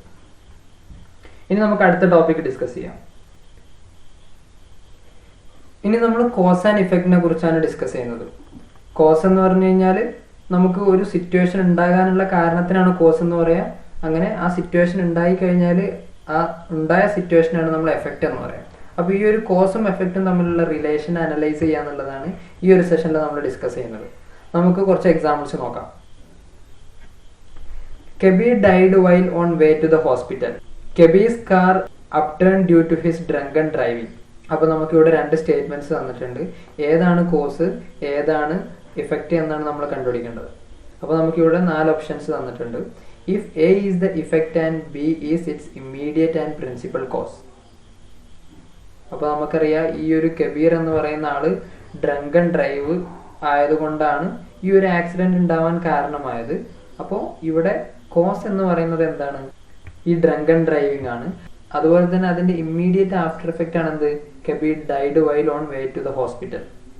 അപ്പൊ നമുക്ക് എന്ത് പറയാൻ പറ്റും, ഓപ്ഷൻ എ ആണ് റൈറ്റ് ആൻസർ എന്ന് പറയാൻ പറ്റും. ഇനി നമ്മൾ ഓപ്ഷൻ ബി ചെക്ക് ചെയ്ത് കഴിഞ്ഞാൽ if A is the immediate and principal cause, ഇവിടെ എ സ്റ്റേറ്റ്മെന്റ് എന്തല്ല, ഇവന്റ് എ എന്ന് പറയുന്നത് കോസ് അല്ല, അതെന്താണ്, അത് ഇഫക്റ്റ് ആണ്, ഫൈനൽ ഇഫക്റ്റ് ആണ്. അപ്പോൾ ഓപ്ഷൻ ബി അല്ല. ഇനി ഓപ്ഷൻ സി നോക്കിക്കഴിഞ്ഞാൽ if A is the effect, അതിലും എ ഇഫക്റ്റ് ആണ് പറയുന്നത്, അപ്പോൾ അത് നമുക്ക് ഒഴിവാക്കാം. ഇനി ഡി നോക്കിക്കഴിഞ്ഞാൽ if B is an effect, okay B effect ആണ്, but A is not its immediate and principal cause. അപ്പോൾ ഈ ഒരു കേസിൽ എന്താണ്, എ എന്ന് പറയുന്നത് ഇമ്മീഡിയറ്റ് ആൻഡ് പ്രിൻസിപ്പൽ കോസ് ആണ്, അതാണ് പ്രധാനപ്പെട്ട കാരണം. പ്രിൻസിപ്പൽ കോസ് എന്ന് പറഞ്ഞാൽ പ്രധാനപ്പെട്ട കാരണമാണ്, ഇമ്മീഡിയറ്റ് എന്ന് പറഞ്ഞാൽ വളരെ പെട്ടെന്ന് തന്നെ. അപ്പൊ ആക്സിഡന്റ് ആയ ഉടനെ തന്നെ അദ്ദേഹം ഹോസ്പിറ്റലിലേക്ക് കൊണ്ടുപോകുമ്പോൾ മരണപ്പെട്ടു, അതൊരു ഇമ്മീഡിയറ്റ് കോസ് ആണ്, പ്രിൻസിപ്പൽ കോസ് ആണ്. അപ്പൊ ഡി റൈറ്റ് ആൻസർ ആണ് നമുക്ക് പറയാൻ പറ്റില്ല. അപ്പൊ ഈ ഒരു കേസിൽ എ ആണ് റൈറ്റ് ആൻസർ എന്ന് പറയുന്നത്. ഇനി നമുക്ക് അടുത്തൊരു പ്രോബ്ലം നോക്കാം. There was a burglary last night in Keshav Jewelry Shop. The owner of Keshav Jewelry Shop registered a complaint of theft at the local police station. അപ്പോൾ നമ്മളിവിടെ കോസും എഫക്റ്റും ആണ് നമ്മൾ നോക്കേണ്ടത്. നമ്മൾ ഈ ഒരു രണ്ട് സ്റ്റേറ്റ്മെന്റ് കണ്ടു കഴിഞ്ഞാൽ തന്നെ നമുക്ക് മനസ്സിലാവും എ എന്ന് പറയുന്നത് കോസ് ആണ്, ബി എന്ന് പറയുന്നത് എഫക്റ്റ് ആണ്. എന്നാൽ ബർഗ്ലറി ഉണ്ടായത് കൊണ്ടാണ് അദ്ദേഹം ഈ ഒരു കംപ്ലൈന്റ് രജിസ്റ്റർ ചെയ്തത്. If A is the effect and B is its immediate and principal cause ആണോ? നമ്മളിവിടെ ചെക്ക് ചെയ്ത് കഴിഞ്ഞാൽ ഇവിടെ എ കോസും ബി ഇഫക്റ്റും ആണ്. ആദ്യം നടന്നത് കോസ് ആയിരിക്കും, എന്നിട്ടാണല്ലോ എഫക്റ്റ് ഉണ്ടാവുക. അപ്പോൾ ആദ്യം നടന്നത് ബർഗ്ലറിയാണ്, എന്നിട്ടാണ് ഈ ഒരു കംപ്ലൈന്റ് രജിസ്ട്രേഷൻ ഉണ്ടാവുന്നത്. അത് അതിന്റെ എഫക്റ്റ് ആണ്. അപ്പോൾ ഈ ഒരു കേസിൽ നമ്മൾ നോക്കിക്കഴിഞ്ഞാൽ ഓപ്ഷൻ ബി ആണ് right answer. If A is the immediate and principal cause and B is the effect. B effect ആണ്, എ എന്ന് പറയുന്നത് എന്താണ്? ഇമ്മീഡിയറ്റ് ആൻഡ് പ്രിൻസിപ്പൽ കോസ് ആണ്. ഏറ്റവും പ്രധാനപ്പെട്ട കാരണം എന്ന് പറയുന്നത് തെഫ്റ്റ് ആണ്, ഇമ്മീഡിയറ്റ് ആണ്. ഉടനെ തന്നെ അദ്ദേഹം ഒരു കംപ്ലൈന്റ് രജിസ്റ്റർ ചെയ്തു. അപ്പോൾ ഓപ്ഷൻ ബി. ഇനി നമുക്ക് അടുത്തൊരു പ്രോബ്ലം നോക്കാം. Beam has been suffering from severe headache. The whole of the last week was spent by Beam playing cricket under hot sun. ഇവിടെ നമ്മൾ നോക്കിക്കഴിഞ്ഞാൽ ബി കോസ് ആണെന്ന് മനസ്സിലാവും, എ ഇഫക്റ്റ് ആണെന്ന് മനസ്സിലാവും. അപ്പോൾ നമ്മൾ ഈ ഒരു 4 ഓപ്ഷൻ നമുക്ക് തന്നിട്ടുണ്ട്. അതിൽ ഓപ്ഷൻ സി ആണ് നമുക്ക് മനസ്സിലാവും. A is an effect but B is not its immediate and principal cause. കാരണം ഒരാഴ്ച കഴിഞ്ഞിട്ടാണ് ബീമിന് തലവേദന ഉണ്ടായത്. അപ്പോൾ അതൊരു ഇമ്മീഡിയറ്റ് കോസ് അല്ല, അത് സ്ലോലി ഉള്ള ഒരു കോസ് ആണ്. അപ്പോൾ if A is an effect എന്ന് പറഞ്ഞാൽ എ ഇഫക്റ്റ് ആണ്, ശരിയാണ്. കാരണം വെയിൽ കൊണ്ടതുകൊണ്ടാണ് അദ്ദേഹത്തിന് തലവേദന വന്നത്. പക്ഷെ ഇമ്മീഡിയറ്റ് അല്ല, പെട്ടെന്നല്ല, ഒരാഴ്ച കഴിഞ്ഞിട്ടാണ് അദ്ദേഹത്തിന് ഉണ്ടായത്. അതുകൊണ്ട് ഓപ്ഷൻ സി. ഇനി നമുക്ക് അടുത്തൊരു സ്റ്റേറ്റ്മെന്റ് നോക്കാം. Common man party promise to bring in a corruption free government. Common man party won the elections with a thumping margin. അപ്പൊ നമ്മൾ ഇവിടെ നോക്കിക്കഴിഞ്ഞാൽ എ എന്ന് പറയുന്നത് എന്താണ്? കോസ് ആണ്. ബി എന്ന് പറയുന്നത് ഇഫക്റ്റ് ആണ്. വളരെ പെട്ടെന്ന് തന്നെ നമുക്ക് ഐഡന്റിഫൈ ചെയ്യാൻ പറ്റും. ഈ ഒരു കേസിൽ ഓപ്ഷൻ ഡി ആണ് റൈറ്റ് ആൻസർ എന്ന് പറയാൻ പറ്റും. If B is an effect but A is not its immediate and principal cause എന്ന് പറയുന്നത് ഇവിടെ ഇമ്മീഡിയറ്റ് ആയിട്ടുള്ളതല്ല. കാരണം ഒരു ഇലക്ഷനിൽ ജയിക്കുക എന്നുള്ളതും ആ ഒരു പ്രോമിസ് നൽകുക എന്നുള്ളതും ഒരുപാട് ടൈം ഡിലേ ഉള്ള ഒരു സംഗതിയാണ്. അപ്പോൾ if B is an effect, B effect ആണ്, ശരിയാണ്. അവരങ്ങനെ ഒരു പ്രോമിസ്, കറക്ഷൻ ഫ്രീ ഗവൺമെന്റ് ആയിരിക്കും എന്നുള്ള ഒരു പ്രോമിസ് കൊടുത്തത് കൊണ്ട് അവർ വിജയിച്ചു. പക്ഷെ ഉടനെ തന്നെ സംഭവിച്ചിട്ടില്ല, ഇമ്മീഡിയറ്റ് ആണ് നമുക്ക് പറയാൻ പറ്റില്ല. അതുകൊണ്ട് ഓപ്ഷൻ ഡി ആണ് റൈറ്റ് ആൻസർ. ഇനി നമുക്ക് അടുത്തൊരു സ്റ്റേറ്റ്മെന്റ് നോക്കാം. 4 trains to AP were fully cancelled on August 1. 3 partially cancelled and 6 others diverted. AP Transport Corporation started flying a few buses to Chittoor and Tirupati. But by 9 a.m., disturbances were reported and the services were stopped. ഈ ഒരു കേസിൽ നമ്മൾ നോക്കിക്കഴിഞ്ഞാൽ ആദ്യത്തെ സ്റ്റേറ്റ്മെന്റും രണ്ടാമത്തെ സ്റ്റേറ്റ്മെന്റും ഒരു relation ഉള്ളതായിട്ട് നമുക്ക് കാണാൻ പറ്റൂല. 4 trains to Andhra Pradesh were fully cancelled on August 1, 3 partially cancelled and 6 others diverted. അതുപോലെ തന്നെ Andhra Pradesh transport corporation started flying a few buses to Chittoor and Tirupati but by 9 a.m. disturbances were reported and the services were stopped. അപ്പോൾ ട്രെയിൻസും stop ചെയ്തു, ബസ്സും stop ചെയ്തു. അപ്പോൾ രണ്ടിനും common ആയിട്ടുള്ള വേറെ എന്തോ ഒരു കോസ് ഉണ്ടാവാൻ സാധ്യതയുണ്ട്. അല്ലാതെ ഇത് തമ്മിലൊരു റിലേഷൻ നമുക്ക് കാണാൻ പറ്റില്ല. അപ്പോൾ ഇവിടെ ഈ ഒരു കേസിൽ ഓപ്ഷൻ ഡി ആണ് നമുക്ക് പറയാൻ പറ്റും. If both the statements 1 and 2 are effects of some common cause. എന്തോ ഒരു കോമൺ കോസ് ഉണ്ടായി. അപ്പൊ ഈ ഒരു രണ്ട് സ്റ്റേറ്റ്മെന്റും ആ ഒരു കോമൺ കോസിന്റെ എഫക്റ്റ് ആണ്. Both the statements 1 and 2 are effects of some common cause. ഇനി നമുക്ക് അടുത്തൊരു സ്റ്റേറ്റ്മെന്റ് ചെക്ക് ചെയ്യാം. City roads in more than 100 places witnessed ankle deep to knee deep waterlogging, resulting in heavy traffic jams. Some of the long distance as well as local trains are running late. അപ്പോൾ ഈ ഒരു രണ്ട് സ്റ്റേറ്റ്മെന്റും നമുക്ക് എന്ത് പറയാൻ പറ്റും? ഒരു common cause ഉണ്ട് എന്ന് പറയാൻ പറ്റും. കാരണം ഈ ഒരു കേസിൽ ട്രാഫിക് ജാം ഉണ്ട്, റോഡിൽ ട്രാഫിക് ജാം ഉണ്ട്, അതുപോലെ തന്നെ ട്രെയിനും ലേറ്റ് ആയി. രണ്ടും എഫക്റ്റ് ആവാനുള്ള ഒരു കാരണം എന്ന് പറയുന്നത് ഒരു ഹെവി റെയിൻഫോൾ ആയിരിക്കും. അപ്പൊ രണ്ടിനും ഒരു കോമൺ കോസ് ഉണ്ട്. അപ്പൊ ഈ ഒരു കേസിൽ ഓപ്ഷൻ ഡി ആണ്. ഇഫ് ദ ബോത്ത് സ്റ്റേറ്റ്മെന്റ്സ് 1 and 2 are effects of some common cause. രണ്ടും എന്താണ്? രണ്ട് സ്റ്റേറ്റ്മെന്റും ഒരു കോമൺ കോസിന്റെ ഇഫക്റ്റ് ആണ്. ഈ ഒരു കേസിൽ കോമൺ കോസ് എന്ന് പറയുന്നത് റെയിൻ ആണ്. അപ്പോൾ അതൊക്കെ നമ്മൾ അസ്യൂം ചെയ്തിട്ട് എന്ത് ചെയ്യണം? നമ്മൾ ഈ ഒരു ആൻസർ ചൂസ് ചെയ്യണം. Large number of people living in the low-lying areas has been evacuated during the last few days to safer places. The government has rushed in relief supplies to the people living in the affected areas. അപ്പോൾ നമ്മൾ ഇവിടെ നോക്കിക്കഴിഞ്ഞാൽ നമുക്കൊരു common cause വേണം രണ്ട് സ്റ്റേറ്റ്മെന്റിനും. ഇവിടെ ഈ ഒരു കേസിൽ ഫ്ലഡ് ആയിരിക്കാം. ഒരു സ്റ്റേറ്റ്മെന്റ് എന്ന് പറയുന്നത് ഫ്ലഡ് വരുന്നതിന് മുമ്പായിരുന്നു, ഒരു സ്റ്റേറ്റ്മെന്റ് എന്ന് പറയുന്നത് ഫ്ലഡ് വന്നതിന് ശേഷമാണ്. അപ്പോൾ ഈ ഒരു കേസിൽ ഓപ്ഷൻ ഡി ആണ്. If both the statements 1 and 2 are effects of some common cause, ഏതോ ഒരു കോമൺ കോസ്, ഈ ഒരു കേസിൽ ഫ്ലഡ് ആണ്, അത് നമ്മൾ അസ്യൂം ചെയ്യണം. ആ ഒരു കോമൺ കോസിന്റെ എഫക്റ്റുകളാണ് എന്ത് പറയുന്നത്, ആദ്യത്തെ സ്റ്റേറ്റ്മെന്റും രണ്ടാമത്തെ സ്റ്റേറ്റ്മെന്റും. ഇനി നമുക്ക് അടുത്ത പ്രോബ്ലം നോക്കാം. The State Election Commission had to order repolling at Meerut and Etawah. Incidents of violence and rigging marred the local bodies' elections in 17 districts of the state where voting took place on Sunday. ഈ ഒരു കേസിൽ നമുക്ക് A കോസും B ഇഫക്റ്റും ആണെന്ന് പറയാൻ പറ്റും. ഈ local body ഇലക്ഷനിൽ ഒരുപാട് സ്ഥലത്ത് വയലൻസ് ഉണ്ടായതുകൊണ്ട് എന്ത് ചെയ്തു, ഇലക്ഷൻ കമ്മീഷന് ഈ ഒരു റീപോളിംഗ് നടത്തേണ്ടി വന്നു. അപ്പോൾ ബി എന്ന് പറയുന്നത് കോസ് ആണ്, എ എന്ന് പറയുന്നത് എന്താണ്, എഫക്റ്റ് ആണ്. അപ്പോൾ ഈ ഒരു കേസിൽ ഓപ്ഷൻ എ ആണ് right answer. If A is the effect and B is its immediate and principal cause. അപ്പോൾ ഇവിടെ ഇമ്മീഡിയറ്റ് ആണ്, കാരണം ആ ഒരു വയലൻസ് ഉണ്ടായതുകൊണ്ട് തന്നെ വളരെ പെട്ടെന്നുള്ള ഒരു ഡിസിഷൻ ആണ് ഇലക്ഷൻ കമ്മീഷന്റെ. അപ്പോൾ നമുക്ക് ഏതൊരു കാര്യത്തെക്കുറിച്ചും ഒരു ജനറൽ ഐഡിയ വേണം, എന്താണ് കാര്യങ്ങൾ എങ്ങനെയാണ് നടക്കുന്നത് എന്നതിനെ കുറിച്ച് ഒരു ഐഡിയ ഉണ്ടെങ്കിൽ നമുക്ക് ഇങ്ങനെയുള്ള ക്വസ്റ്റ്യൻസ് വളരെ എളുപ്പത്തിൽ ആൻസർ ചെയ്യാൻ പറ്റും. Next statement. They were found guilty of having set a bus on fire in 2012, leading to the deaths of 15 persons. A special court handed death sentence to 3 persons while awarding life term to another. ഈ ഒരു case നമുക്ക് എന്ത് പറയാൻ പറ്റും, A കോസും B ഇഫക്റ്റും ആണെന്ന് പറയാം. വളരെ direct ആയിട്ടുള്ള രണ്ട് സ്റ്റേറ്റ്മെന്റ്സ് ആണ്. അവര് 15 പേര് മരിക്കാൻ കാരണമായ ഒരു ഫയർ സെറ്റപ്പ് ചെയ്തതുകൊണ്ടാണ് അവർക്ക് ഡെത്ത് സെന്റൻസ് കിട്ടിയത്. അപ്പോൾ എ എന്ന് പറയുന്നത് കോസ് ആണ്, ബി എന്ന് പറയുന്നത് ഇഫക്റ്റ് ആണ്. അപ്പൊ ഇങ്ങനെയുള്ള കോസ് ആൻഡ് ഇഫക്റ്റ് പ്രോബ്ലംസ് സാധാരണ നമ്മുടെ എക്സാംസിന് വരുന്ന ഒരു ടൈപ്പ് ഓഫ് പ്രോബ്ലം ആണ്. ഇത് വളരെ എളുപ്പത്തിൽ ആൻസർ ചെയ്യാൻ പറ്റുന്ന, പെട്ടെന്ന് തന്നെ കമ്പയർ ചെയ്തിട്ട് നമുക്ക് നോക്കാൻ പറ്റുന്ന ടൈപ്പ് ഓഫ് ക്വസ്റ്റ്യൻസ് ആണ്. ഇനി നമുക്ക് അടുത്ത ടോപ്പിക് ഡിസ്കസ് ചെയ്യാം. ഇനി നമ്മൾ ഡിസ്കസ് ചെയ്യുന്നത് പസിൽസ് ആണ്. ഈ ഒരു ടൈപ്പ് ഓഫ് പ്രോബ്ലത്തിൽ കാര്യമായിട്ടും സീറ്റിംഗ് അറേഞ്ച്മെന്റ്സ് ആണ് വരുന്നത്.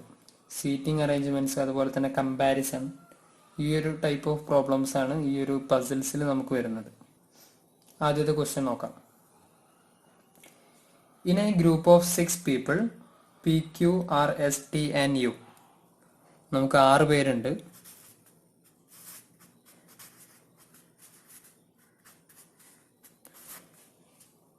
P Q R S T U, each having a different weight, എല്ലാവർക്കും വ്യത്യസ്തമായ വെയിറ്റ് ആണുള്ളത്. S is heavier than Q, R is lighter than only T and P, Q is not the lightest, P is not the heaviest. അപ്പോൾ ഇവിടെ തന്നിട്ടുള്ള ഓരോ ആൾക്കാർക്കും വ്യത്യസ്തമായ weight ആണുള്ളത്. നമ്മൾ ഓർഡറിലാക്കി എഴുതണം. എന്നിട്ട് നമുക്ക് ഓരോ സബ് ക്വസ്റ്റ്യൻസ് ഉണ്ടാവും. ആർക്കാണ് ഏറ്റവും കൂടുതൽ വെയിറ്റ്, ആർക്കാണ് ഏറ്റവും കുറവ് വെയിറ്റ് എന്നൊക്കെ കണ്ടുപിടിക്കണം. അപ്പോൾ നമുക്ക് ഇവിടെ തന്നിട്ടുള്ള കുറച്ച് ക്ലൂ സ്റ്റേറ്റ്മെന്റ്സ് ഉണ്ട്. S is heavier than Q. അപ്പോൾ ആ ഒരു സ്റ്റേറ്റ്മെന്റ് കേട്ട് കഴിഞ്ഞാൽ നമ്മൾ എന്ത് ചെയ്യുക, എസ് ഒരു ഭാഗത്ത് എഴുതാം, ക്യൂ ഒരു ഭാഗത്ത് എഴുതാം. എന്നിട്ട് S is heavier than Q ആണ്. നമ്മൾ ഈ ഇടയിൽ ഒരു ഗ്യാപ്പ് ഇടാം, കാരണം അടുത്ത സ്റ്റേറ്റ്മെന്റ് നമ്മൾ വായിക്കുമ്പോൾ ഇടയിൽ ഏതെങ്കിലും ലെറ്റേഴ്സ് ചേർക്കേണ്ടി വന്നാൽ നമ്മൾ ഇവിടെ ഈ ഒരു ഗ്യാപ്പിൽ കൊടുത്താൽ മതി. R is lighter than only T and P. അപ്പൊ ആർ എന്ന് പറയുന്നത് ടീനേക്കാളും പീനേക്കാളും ലൈറ്റർ ആണ്. അവിടെ ആ ഓൺലി എന്നുള്ള ടേം ഉണ്ട്. R is lighter than only T and P. അപ്പൊ നമ്മൾ ആർ എടുത്തു കഴിഞ്ഞാൽ ആർ എന്താണ്, പീനേക്കാളും ടീനേക്കാളും മാത്രമാണ് ചെറുതുള്ളത്, ബാക്കി എല്ലാവരേക്കാളും വലുതാണ്. Q is not the lightest. അപ്പൊ ക്യൂ അല്ല എന്ത്, ഏറ്റവും ചെറുത്. അപ്പൊ ഏറ്റവും ചെറിയ ആള് എന്തായാലും ഒരാൾ വേണം. അപ്പോൾ നമ്മൾ നോക്കിക്കഴിഞ്ഞാൽ 5 ലെറ്റേഴ്സും വന്നു കഴിഞ്ഞു. ഇനി ബാക്കി ഒന്നാണുള്ളത്, അത് യു ആണ്. നമ്മൾ യു എഴുതി. ഇപ്പൊ 6മായി. P is not the heaviest. P അല്ല ഹെവിയസ്റ്റ്. ഓക്കെ, നമ്മളിവിടെ എഴുതിയത് റൈറ്റ് ആണ്. ഒന്നെങ്കിൽ പി ഇവിടെ അല്ലെങ്കിൽ ഇവിടെ, ഈ ഒരു സ്ഥലത്ത് വരായിരുന്നു. അപ്പോൾ ഇവിടെ നമുക്ക് P is not the heaviest എന്ന് തന്നിട്ടുണ്ട്. അപ്പോൾ പി ഇവിടെ തന്നെയാണ് വരിക, അത് നമുക്ക് ഉറപ്പായി. അപ്പോൾ നമുക്ക് എല്ലാ പൊസിഷൻസും ഉറപ്പായി. അപ്പോൾ നമുക്ക് എന്താ എഴുതാം, ടി ആണ് ഏറ്റവും വലുത്, യുവിനാണ് ഏറ്റവും കനം കുറവ്. അങ്ങനെ ഈ ഒരു ഓർഡറിൽ നമുക്ക് കാണാൻ പറ്റും. ഇനി നമ്മൾ ഒന്നും കൂടെ അത് റീഡ് ചെയ്ത് കഴിഞ്ഞാൽ S is heavier than Q. S ക്യൂവിനേക്കാൾ ഹെവിയർ ആണ്. R is lighter than only T and P. R is lighter than only T and P. Q is not the lightest. Q അല്ല ഏറ്റവും ചെറുത്, യു ആണ് ഏറ്റവും ചെറുത്. P is not the heaviest. P അല്ല ഏറ്റവും വലുത്, ടി ആണ് ഏറ്റവും വലുത്. അപ്പോൾ ഈ ഒരു സ്റ്റേറ്റ്മെന്റ് കംപ്ലീറ്റ് കറക്റ്റ് ആണ്. ഇനി നമുക്ക് ആദ്യത്തെ question, who amongst the following is the lightest? ഇതിലാരാണ് ഏറ്റവും ചെറുതായിട്ടുള്ളത്? അപ്പോൾ നമ്മൾ ഈ ഒരു റിലേഷൻ ഉണ്ടാക്കി കഴിഞ്ഞാൽ നമുക്ക് പിന്നെയുള്ള ക്വസ്റ്റ്യൻസ് വളരെ എളുപ്പത്തിൽ ആൻസർ ചെയ്യാൻ പറ്റും. അപ്പോൾ നമുക്കറിയാം യു ആണ് ലൈറ്റസ്റ്റ് ആയിട്ടുള്ളത്. രണ്ടാമത്തെ ക്വസ്റ്റ്യൻ എന്ന് പറയുന്നത് who amongst the following is second heaviest? അപ്പോൾ സെക്കൻഡ് ഹെവിയസ്റ്റ് എന്ന് പറയുമ്പോൾ നമ്മൾ എവിടെ നിന്നാണ് തുടങ്ങേണ്ടത്? ഇവിടെ നിന്നാണ് തുടങ്ങേണ്ടത്. ഏറ്റവും ഹെവിയസ്റ്റ് ടി ആണ്, പിന്നെ ഹെവിയസ്റ്റ് പി ആണ്. Next question, how many people are lighter than S? എസിനേക്കാൾ എത്ര പേര് ലൈറ്റർ ആയിട്ടുണ്ട്? ഇവിടെ ക്യൂ ഉണ്ട്, യു ഉണ്ട്. അപ്പോൾ 2 പേരാണുള്ളത്. അപ്പോൾ നമ്മൾ 3ന്റെ കേസിൽ 2 പീപ്പിൾ. 2 പീപ്പിളാണ് ലൈറ്റർ ആയിട്ടുള്ളത്. ഇനി നമുക്ക് അടുത്തൊരു പ്രോബ്ലം നോക്കാം. 8 people P Q R S T U V N W. അപ്പോൾ നമുക്കിവിടെ 8 ആളുകളുണ്ട്. P Q R S T U V W are sitting around a circular table. അപ്പോൾ ഒരു സർക്കുലർ ടേബിളിന്റെ ചുറ്റുമാണ് എല്ലാവരും ഇരിക്കുന്നത്.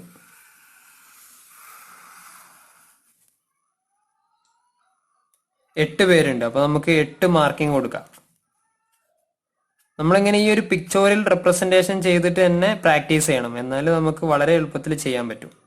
എല്ലാത്തിനും ഓരോ ഒരു മെത്തഡോളജി ഉണ്ടാകും. ആ ഒരു മെത്തഡോളജി യൂസ് ചെയ്തിട്ട് തന്നെ ചെയ്താൽ നമ്മൾ കൂടുതൽ ടൈം സ്പെൻഡ് ചെയ്യാതെ പെട്ടെന്ന് ചെയ്യാൻ പറ്റും.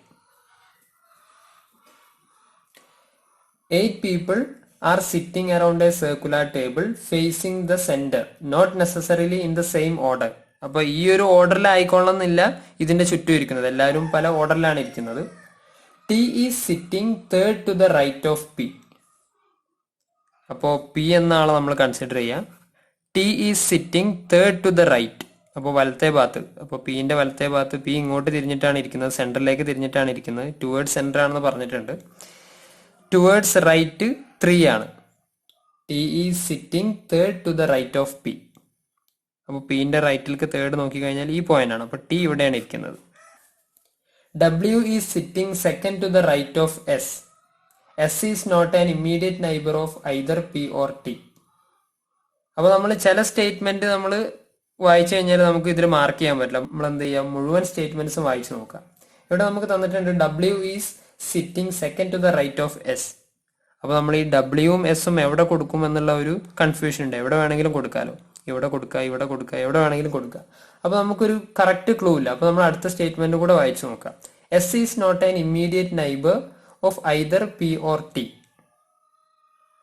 അപ്പൊ എസ് എന്തല്ല, ഇമ്മീഡിയറ്റ് നൈബർ ഓഫ് പിയുമല്ല ടിയുമല്ല. അപ്പൊ ഇവിടെ വരാൻ പറ്റൂല, ഇവിടെ വരാൻ പറ്റൂല, ഇവിടെയും വരാൻ പറ്റൂല, ഇവിടെയും വരാൻ പറ്റൂല. ഇനി നമുക്ക് 2 ഓപ്ഷൻ ഉള്ളത്, എസ് ഇവിടെ വരാം അല്ലെങ്കിൽ എസ് ഇവിടെ വരാം. എസ് ഇവിടെ വന്നു കഴിഞ്ഞാൽ നമ്മളോട് പറഞ്ഞിട്ടുണ്ട് W is sitting second to the right of S. അപ്പൊ എസ് ഇവിടെ വന്നു കഴിഞ്ഞാൽ സെക്കൻഡ് ടു ദ റൈറ്റ് എന്ന് പറഞ്ഞാൽ ഈ പിന്റെ പൊസിഷനാണ്. അപ്പൊ എസിന് ഇവിടെ വന്ന ഡബ്ല്യു ഇവിടെ വരണം. അപ്പൊ അത് പറ്റൂല. അപ്പൊ എസ് ഇവിടെ വരണം.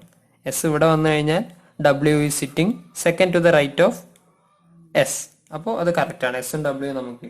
U and Q are immediate neighbours. അപ്പൊ യുവും ക്യൂവും ഇമ്മീഡിയറ്റ് നൈബേഴ്സ് ആണ്. അപ്പൊ 2 പേരും അടുത്തടുത്ത് വരണം. അപ്പൊ 2 പേരും അടുത്തടുത്ത് വരാനുള്ള ഒരു ഗ്യാപ്പ് നമുക്ക് ഇവിടെ മാത്രമേ ഉള്ളൂ. ഇവിടെ ഒരു ഗ്യാപ്പ് ഉള്ളൂ, ഇവിടെ ഒരു ഗ്യാപ്പ് ഉള്ളൂ. അപ്പൊ ഇവിടെ ആയിരിക്കും യുവും ക്യൂവും വരിക. പക്ഷെ എവിടെയാണ് യുവും ക്യൂവും വരിക എന്നുള്ളത് നമ്മൾ നോക്കണം. Q is not an immediate neighbour of P. അപ്പൊ യുവും ക്യൂവും അടുത്തടുത്താണ്. പക്ഷെ ക്യൂ എന്തല്ല, ഇമ്മീഡിയറ്റ് നൈബർ ഓഫ് പി അല്ല. അപ്പൊ ക്യൂ ഇവിടെ വരുന്നു, യു ഇവിടെ വരും. V is not an immediate neighbour of W. ഡബ്ല്യുവിന്റെ ഇമ്മീഡിയറ്റ് നൈബർ അല്ല വി എന്ന് പറയുന്നത്. അപ്പൊ വി ഇവിടെ വരും. ഇനി ബാക്കിയുള്ളത് നമുക്ക് 6 ആണ്. അപ്പൊ നമ്മൾ 6 ഇവിടെ ആഡ് ചെയ്തു. ഓക്കെ. അപ്പൊ നമുക്ക് തന്നിട്ടുള്ള സ്റ്റേറ്റ്മെന്റ്സിന് നമ്മൾ എന്ത് ചെയ്തു, ഒരു കറക്റ്റ് ലോജിക്കൽ പിക്ചർ നമ്മൾ ഫോം ചെയ്ത് കഴിഞ്ഞു. ഇനി നമ്മൾ ഓരോ സബ് ക്വസ്റ്റ്യൻസ് എന്തൊക്കെയാണെന്ന് നോക്കുക, അതിന് നമുക്ക് ആൻസർ ചെയ്യാം.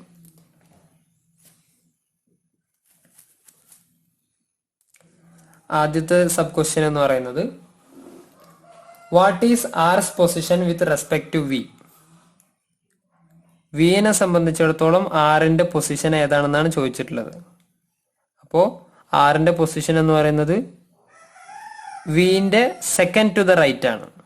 Second to the right, second to the right. ഇത് നമുക്ക് ഓപ്ഷനിൽ പല ഓപ്ഷൻ തന്നിട്ടുണ്ടാവും. Second to the right, third to the right, second to the left എന്നൊക്കെ പറഞ്ഞിട്ട് ഓപ്ഷൻ തന്നിട്ടുണ്ടാവും. അപ്പോൾ നമ്മൾ ആ ഓപ്ഷൻ ചൂസ് ചെയ്താൽ മതി. ഇവിടെ നമ്മൾ ഓപ്ഷൻ ഇല്ല, ഇവിടെ നമ്മൾ ആൻസർ ഡയറക്റ്റ് ആയിട്ട് എഴുതുകയാണ്. ഇനി second sub question, 4 of the following 5 are alike in a certain way based on their seating positions in the above arrangement and so form a group. Which one does not belong to the group? അപ്പോൾ ഈ ഒരു കേസിൽ നമുക്ക് 4 options തന്നിട്ടുണ്ട്. RQ, PV, TP, US. ഇവിടെ നമ്മൾ ആറും ക്യൂവും നോക്കിക്കഴിഞ്ഞാൽ ഇതാണ്. 6 ഇവിടെ ഉണ്ട്, ക്യൂ ഇവിടെയാണ്. രണ്ടുപേരും ഓപ്പോസിറ്റിലിരിക്കുന്നു. പിയും വിയും എടുത്തു കഴിഞ്ഞാൽ ഇവിടെയാണ്, വി ഇവിടെ ഇരിക്കുന്നു, ഓപ്പോസിറ്റിലാണ്. ടിയും പിയും എടുത്തു കഴിഞ്ഞാൽ ടി ഇവിടെയാണ്, പി പക്ഷേ ഇവിടെയാണ്, അപ്പോൾ ഓപ്പോസിറ്റിലല്ല. അടുത്ത നോക്കിക്കഴിഞ്ഞാൽ യുവും എസും ഓപ്പോസിറ്റിലാണ്. അപ്പം ഈ ഒരു ഓപ്ഷൻ ഒഴികെ ബാക്കി എല്ലാവരും ഒരേ പാറ്റേണിലാണ് ഇരിക്കുന്നത്, എല്ലാവരും ഓപ്പോസിറ്റിലാണ് ഇരിക്കുന്നത്.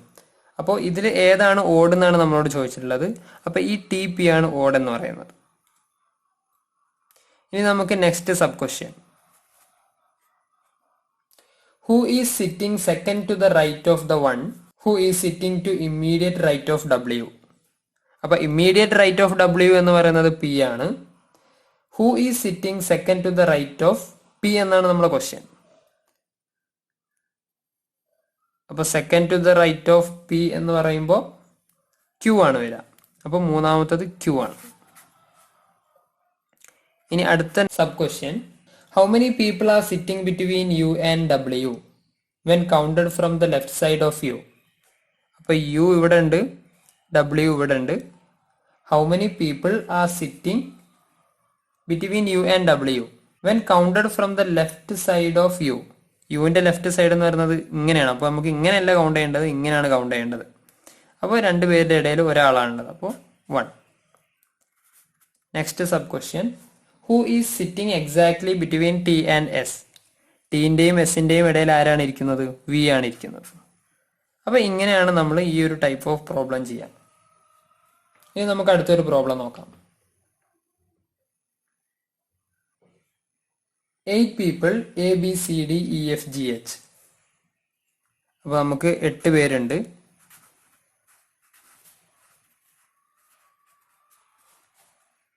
R sitting in a straight line facing north. അപ്പോൾ എല്ലാവരും ഇങ്ങോട്ട് ഫേസ് ചെയ്തിട്ടാണ് ഇരിക്കുന്നത്. Not necessarily in the same order. അപ്പോൾ അത് ഓർഡറിലാണോ നമുക്കറിയില്ല. F is sitting fifth to the right of A. D is sitting fifth to the right of E. E is to the immediate right of A. അപ്പോൾ നമുക്ക് ഉറപ്പിച്ച് എഴുതാൻ പറ്റുന്ന statements ആദ്യം എഴുതണം. ഇപ്പോൾ D is sitting fifth to the right of E എന്ന് പറയുമ്പോൾ നമുക്ക് കറക്റ്റ് അതിന്റെ ഇടയിൽ ആരൊക്കെ ഉണ്ടെന്നൊന്നും നമുക്കറിയില്ല. പക്ഷെ നമുക്ക് E is to the immediate right of A എന്ന് പറഞ്ഞാൽ നമുക്ക് കറക്റ്റ് എഴുതാൻ പറ്റും. E is to the immediate right of A. എൻ്റെ ഇമ്മീഡിയറ്റ് റൈറ്റിലാണ് ഇ ഉള്ളത് എന്ന് കറക്റ്റ് പറഞ്ഞിട്ടുണ്ട്. H is to third to the left of D. അപ്പോൾ അത് നമുക്ക് ഒരു ഐഡിയ കറക്റ്റ് കിട്ടില്ല. B is third to the right of G. അത് നമുക്ക് കറക്റ്റ് ഐഡിയ കിട്ടില്ല. G is an immediate neighbour of A. G is an immediate neighbour എന്ന് പറയുമ്പോൾ ഒന്നെങ്കിൽ ഇവിടെ വരണം അല്ലെങ്കിൽ ഇവിടെ വരണം. ഇവിടെ ഓൾറെഡി വന്നു കഴിഞ്ഞു, അപ്പോൾ ഇവിടെയാണ് ജി വരിക. ഇനി നമ്മൾ ഒന്നുകൂടി നോക്കിക്കഴിഞ്ഞാൽ നമുക്ക് കാണാം B is third to the right of G. അപ്പോൾ ജിന്റെ തേർഡ് റൈറ്റിലാണ് ബി ഉള്ളത്. അപ്പോൾ നമുക്ക് ബി ഇവിടെ കൊടുക്കാം. ഇപ്പൊ നമുക്കൊരു സ്ട്രക്ചറായി, ബേസിക് സ്ട്രക്ചറായി. ഇനി നമുക്ക് ആദ്യത്തെ സ്റ്റേറ്റ്മെന്റ് നോക്കിക്കഴിഞ്ഞാൽ D is sitting fifth to the right of E. അപ്പൊ ഇന്റെ ഏറ്റവും റൈറ്റിലാണ്, fifth റൈറ്റിലാണ് ആരിയിരിക്കുന്നത്?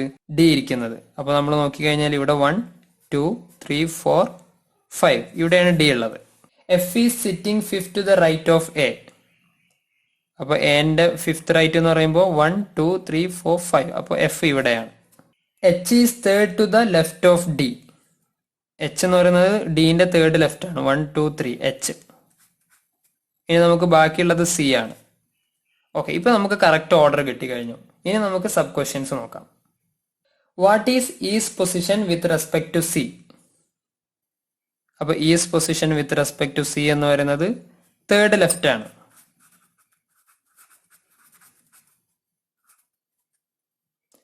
Who is sitting third to the right of the one who is sitting sixth from the right end of the above arrangement. അപ്പോൾ who is sitting sixth from the right end of the above arrangement എന്ന് പറയുമ്പോൾ 1, 2, 3, 4, 5, 6. Who is sitting third to the right of the E എന്നാണ് ചോദിച്ചിട്ടുള്ളത്. അപ്പോൾ who is sitting third to the right of the E. Third to the right of E എന്ന് പറയുമ്പോൾ 1 2 3 C. ഇനി next sub question നോക്കാം. Who amongst the following are sitting at the extreme ends of line. അപ്പോൾ ഏറ്റവും അറ്റത്തിരിക്കുന്നത് ആരാണ്? അത് നമുക്കറിയാം ജി ആൻഡ് ഡി ആണ്. G and D.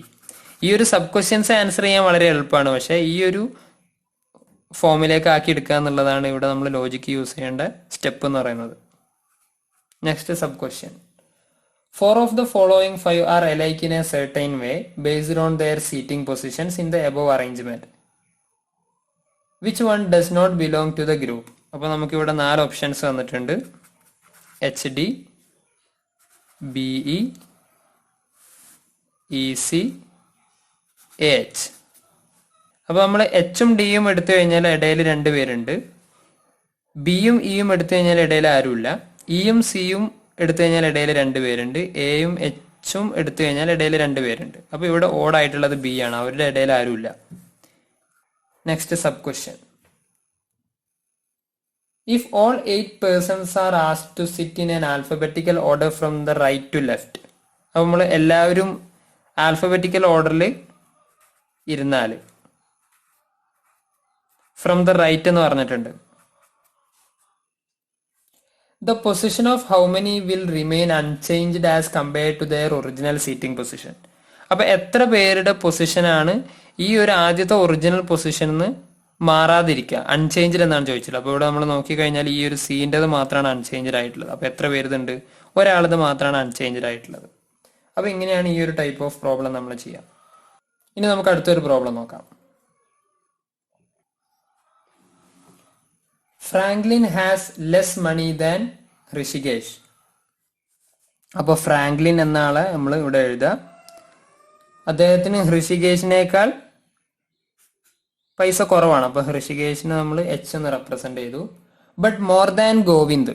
ഗോവിന്ദിനേക്കാൾ കൂടുതൽ പൈസ ഫ്രാങ്ക്ലിൻ്റെ അടുത്തുണ്ട്. Edwin has more than Franklin. അപ്പോൾ എഡ്വിന് ഫ്രാങ്ക്ലിനേക്കാൾ കൂടുതലുണ്ട്, ബട്ട് ലെസ് ദാൻ ഋഷികേഷ്. അപ്പോൾ ഇവരുടെ രണ്ടിൻ്റെയും ഇടയിലാണ് ആര് വരിക? എഡ്വിൻ വരിക.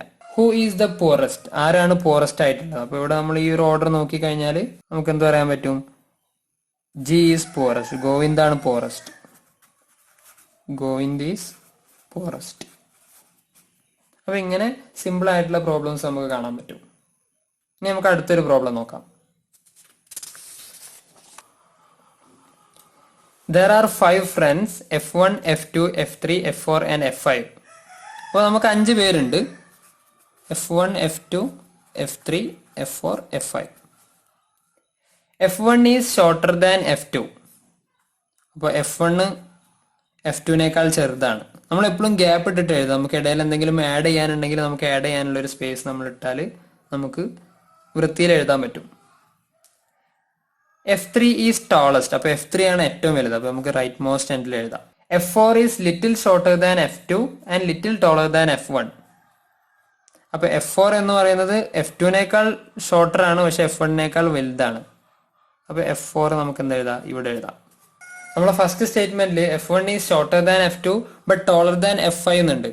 അപ്പോൾ F1 F5നേക്കാൾ ടോളറാണ്. അപ്പോൾ F5 ഇവിടെ, F1 ഇവിടെ, F4 ഇവിടെ, F2 F3. നമുക്ക് ആ ഒരു ഓർഡർ കംപ്ലീറ്റ് കിട്ടി. ഇനി നമുക്ക് സബ് ക്വസ്റ്റ്യൻസ് നോക്കാം. Who is the shortest. ആരാണ് ഏറ്റവും ഷോർട്ടസ്റ്റ്? ഷോർട്ടസ്റ്റ് ആയിട്ടുള്ളത് F5 ആണ്. അടുത്ത sub question. If the stand in the order of their heights who will be in the middle. അപ്പോൾ നമുക്കറിയാം ഇവിടെ മിഡിലുള്ളത് F4 ആണ്. അപ്പോൾ F4 ആണ് മിഡിലുള്ളത്. If the stand in the order of increasing heights who will be the second. അപ്പൊ increasing ഓർഡറിൽ നിന്ന് കഴിഞ്ഞാൽ ആരായിരിക്കും സെക്കൻഡ്? അപ്പോൾ ഇൻക്രീസിംഗ് ഓർഡർ എന്ന് പറയുമ്പോൾ ഏറ്റവും ചെറിയ ആൾ ആദ്യം നിൽക്കും, ഏറ്റവും ഹൈറ്റ് കൂടിയ ആൾ ഏറ്റവും അവസാനമാണ് നിൽക്കുക. അപ്പോൾ നമ്മൾ ഇവിടെ നിന്നാണ് തുടങ്ങുന്നത് ഇൻക്രീസിംഗ് ഓർഡർ എന്ന് പറയുമ്പോൾ. അപ്പോൾ F1 ആണ് എന്ത് സെക്കൻഡ് ആയിട്ട് വരുന്നത്. Who is the second tallest എന്നാണ് അടുത്ത ക്വസ്റ്റ്യൻ. സെക്കൻഡ് ടോളസ്റ്റ് എന്ന് പറയുമ്പോൾ F2. Who is taller than F4 but shorter than F3. F4നേക്കാൾ ടോളർ ആണ്, F3നേക്കാൾ ഷോർട്ടർ ആണ്, അത് F2 ആണ്. അപ്പോൾ ഫിഫ്ത്ത് ക്വസ്റ്റ്യന്റെ ആൻസർ എന്ന് പറയുന്നതും F2 ആണ്. ഇനി നമുക്ക് അടുത്തൊരു പ്രോബ്ലം നോക്കാം.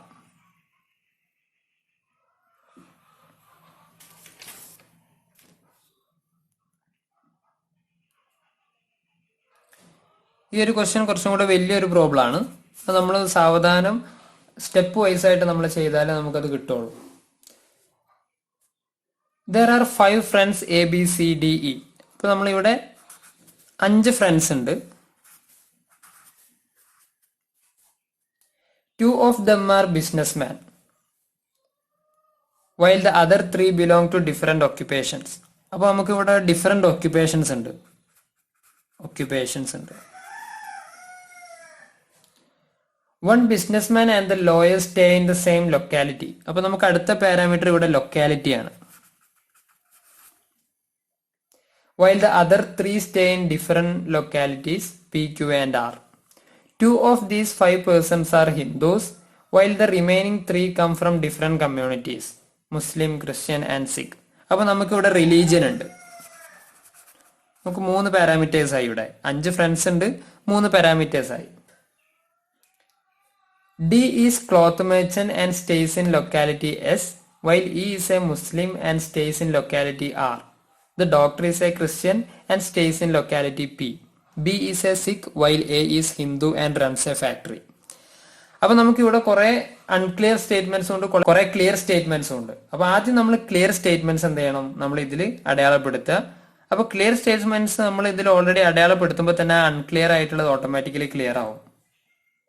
For example 2 of them are businessmen എന്ന് നമ്മളോട് പറഞ്ഞിട്ടുണ്ട്. പക്ഷെ ആ സ്റ്റേറ്റ്മെന്റ് നമുക്ക് ക്ലിയർ ഐഡിയ തരുന്നില്ല.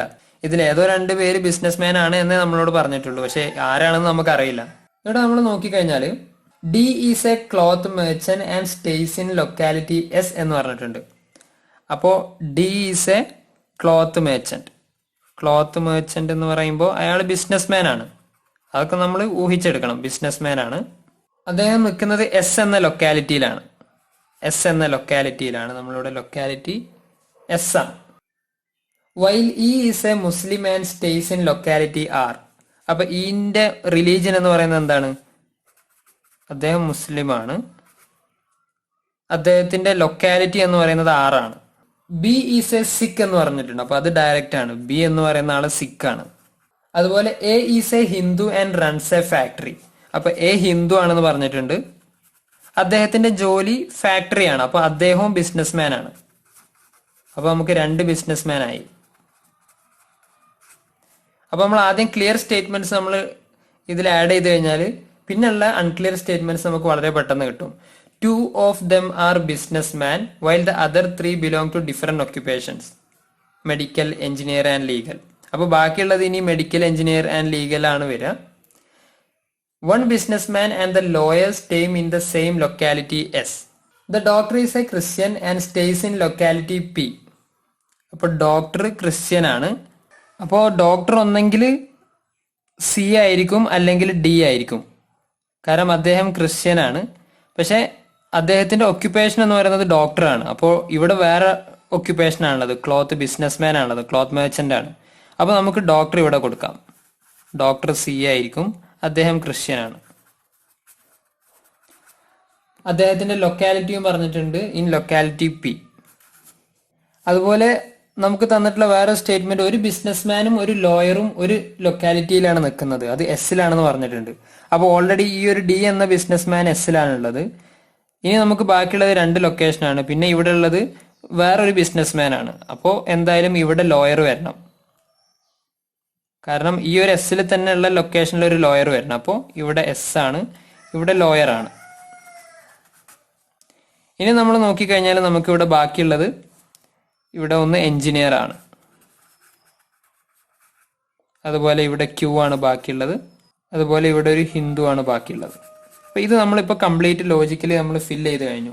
ഇനി നമുക്ക് ഇതിലുള്ള ഓരോ സ്റ്റേറ്റ്മെന്റ്സ് നോക്കാം. അപ്പൊ നമുക്കിവിടെ തന്നിട്ടുള്ള സ്റ്റേറ്റ്മെന്റ്സ് നമ്മളൊന്ന് ഓർഡർ മാറ്റിയിട്ടാണ് നമ്മൾ ഫില്ല് ചെയ്തിട്ടുള്ളത്. അപ്പോൾ ക്ലിയർ ആയിട്ടുള്ള സ്റ്റേറ്റ്മെന്റ്സ് നമ്മൾ ആദ്യം ഇതിൽ ആഡ് ചെയ്തു, എന്നിട്ട് അൺക്ലിയർ ആയിട്ടുള്ളത് നമ്മൾ ആഡ് ചെയ്തു. ആദ്യത്തെ സബ് ക്വസ്റ്റ്യൻ എന്ന് പറയുന്നത് who stays in locality Q. അപ്പൊ ക്യൂവിൽ ആരാണ് നിൽക്കുന്നത് എന്നാണ് ചോദിച്ചിട്ടുള്ളത്. ക്യൂവിൽ ആരാണ് നിൽക്കുന്നത്? എ ആണ് നിൽക്കുന്നത്. What is occupation. അപ്പൊ ഈന്റെ ഒക്യുപ്പേഷൻ എന്താണ്? എഞ്ചിനീയർ ആണ്. അപ്പോൾ നമ്മൾ ഈ ഒരു ടേബിൾ ഉണ്ടാക്കുക എന്നുള്ളതാണ് ഇമ്പോർട്ടന്റ്. പിന്നെ നമുക്ക് വളരെ എളുപ്പത്തിൽ ആൻസർ ചെയ്യാൻ പറ്റും. What is B's occupation. B എന്ന ആളുടെ ഒക്യുപ്പേഷൻ എന്താണ്? ലോയർ ആണ്. അപ്പൊ ഇവിടെ ചെക്ക് ചെയ്യുന്നത് നമ്മൾ ഈ ഒരു ടേബിൾ ഉണ്ടാക്കാൻ അറിയോ എന്നുള്ളതാണ്. വാട്ട് ഈസ് സീസ് ഒക്യുപ്പേഷൻ? സി എന്ന ആളുടെ ഒക്യുപ്പേഷൻ എന്താണ്? ഡോക്ടറാണ്. അപ്പൊ ഇങ്ങനെയാണ് ഈ ഒരു ടൈപ്പ് ഓഫ് പ്രോബ്ലംസ് നമ്മൾ ചെയ്യുക. ഇനി നമുക്ക് അടുത്ത ടോപ്പിക് നോക്കാം. ഇനി നമ്മൾ ഡിസ്കസ് ചെയ്യുന്നത് സില്ലോജിസം എന്ന ടോപ്പിക്കാണ്. സാധാരണ നമുക്ക് സില്ലോജിസത്തില് രണ്ട് പ്രിമൈസസ് തന്നിട്ട് നമ്മൾ മൂന്നാമതൊരു കൺക്ലൂഷൻ അതിൽ നിന്ന് കാണുക എന്നുള്ളതാണ് സില്ലോജിസത്തിന്റെ ഒരു സ്ട്രക്ചർ എന്ന് പറയുന്നത്. For example, all cats are animals, അതുപോലെ ടൈഗർ ഈസ് എ കാറ്റ്. അങ്ങനെ നമുക്ക് രണ്ട് പ്രിമൈസസ് തന്നിട്ടുണ്ടെങ്കിൽ അതിൽ നിന്ന് നമുക്ക് എന്ത് കൺക്ലൂഷൻ കിട്ടും? ടൈഗർ ഈസ് എൻ അനിമൽ എന്നുള്ള ഒരു കൺക്ലൂഷൻ കിട്ടും. അപ്പോൾ അത് നമ്മൾ നമ്മുടെ പ്രപ്പോസിഷൻ 3 ആയിട്ട് എടുക്കുന്നു.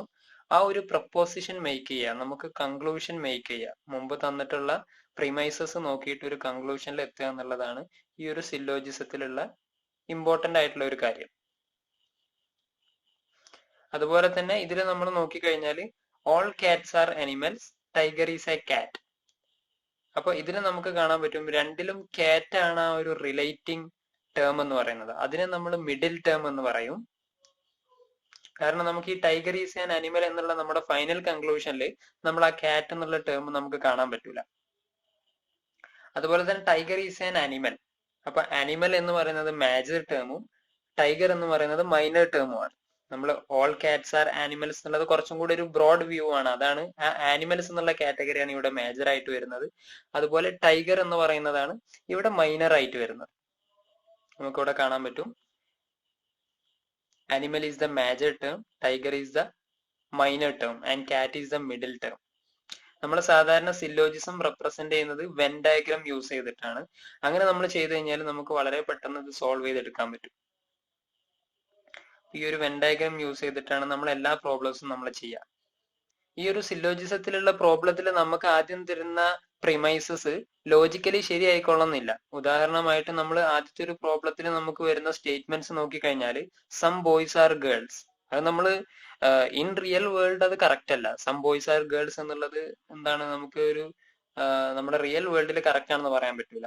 അതേപോലെ ഓൾ ഗേൾസ് ആർ മെൻ എന്നൊക്കെ പറയുന്നത് ഒരു മീനിങ്ലെസ് സ്റ്റേറ്റ്മെന്റ്സ് ആണ്. പക്ഷെ നമ്മൾ ചെയ്യേണ്ടത് എന്താന്ന് വെച്ചാൽ ആ ഒരു സെന്റൻസിനെ അനലൈസ് ചെയ്തിട്ട് ആ ഓരോ വേർഡ്സിന് ഈ ഒരു സെന്റൻസിൽ എന്താണ് മീൻ ചെയ്യുന്നതെന്ന് നമ്മൾ മനസ്സിലാക്കിയിട്ട് നമ്മൾ എന്ത് ചെയ്യണം, നമ്മൾ ആ കൺക്ലൂഷനിൽ എത്തുക എന്നുള്ളതാണ്. അല്ലെങ്കിൽ എത്ര കൺക്ലൂഷൻ ആണ് ശരി. ഇവിടെ നമുക്ക് ഇപ്പൊ ഈ ഒരു പ്രോബ്ലത്തിൽ 4 കൺക്ലൂഷൻ തന്നിട്ടുണ്ട്.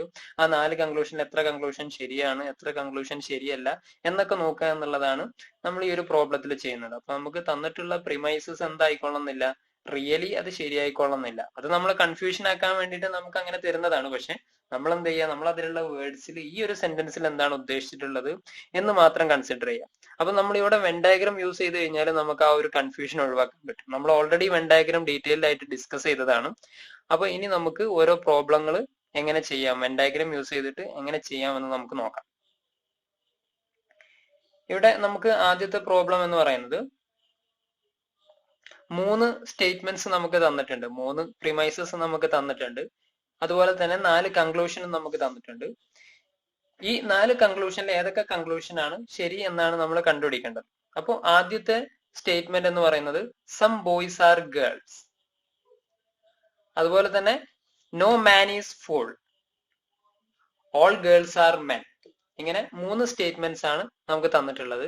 ഇനി ഇതിലുള്ള കൺക്ലൂഷൻസ് നമ്മൾ നോക്കിക്കഴിഞ്ഞാൽ some boys are men, some boys are fools, some boys are not fools, no girl is fool.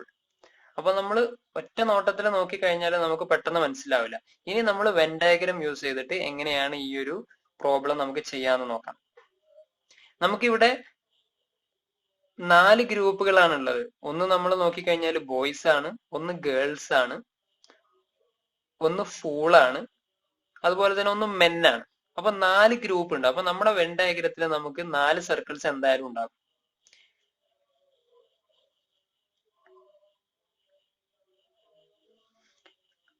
ഇനി നമ്മൾ വെൻ ഡയഗ്രാം യൂസ് ചെയ്യേണ്ടത് നമ്മളെ കൺക്ലൂഷൻസ് യൂസ് ചെയ്തിട്ടല്ല, നമുക്ക് തന്നിട്ടുള്ള സ്റ്റേറ്റ്മെന്റ്സ് വെച്ചിട്ടാണ് എന്ത് ചെയ്യുക, നമ്മളെപ്പോഴും വെൻ ഡയഗ്രം ഉണ്ടാക്കുക.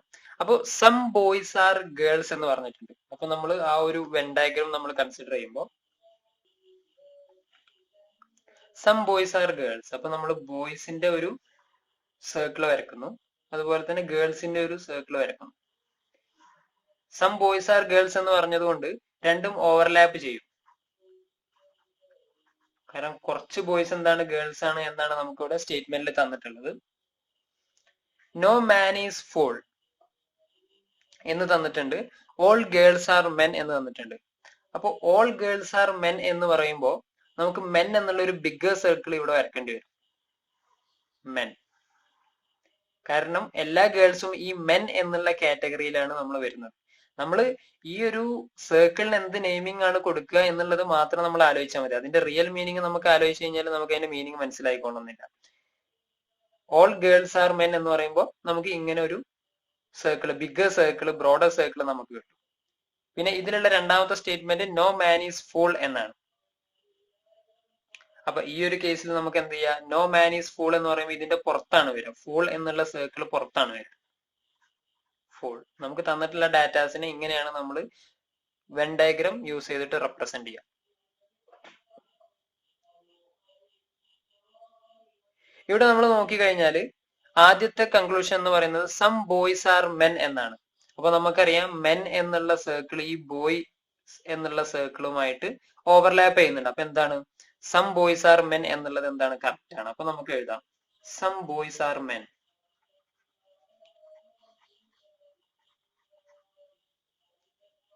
ഇനി അടുത്തത് സം ബോയ്സ് ആർ ഫൂൾസ്. ഇവിടെ ബോയ്സിന്റെ സർക്കിൾ എവിടെയാണ്, ഫൂളിന്റെ സർക്കിൾ ഇവിടെയാണ്.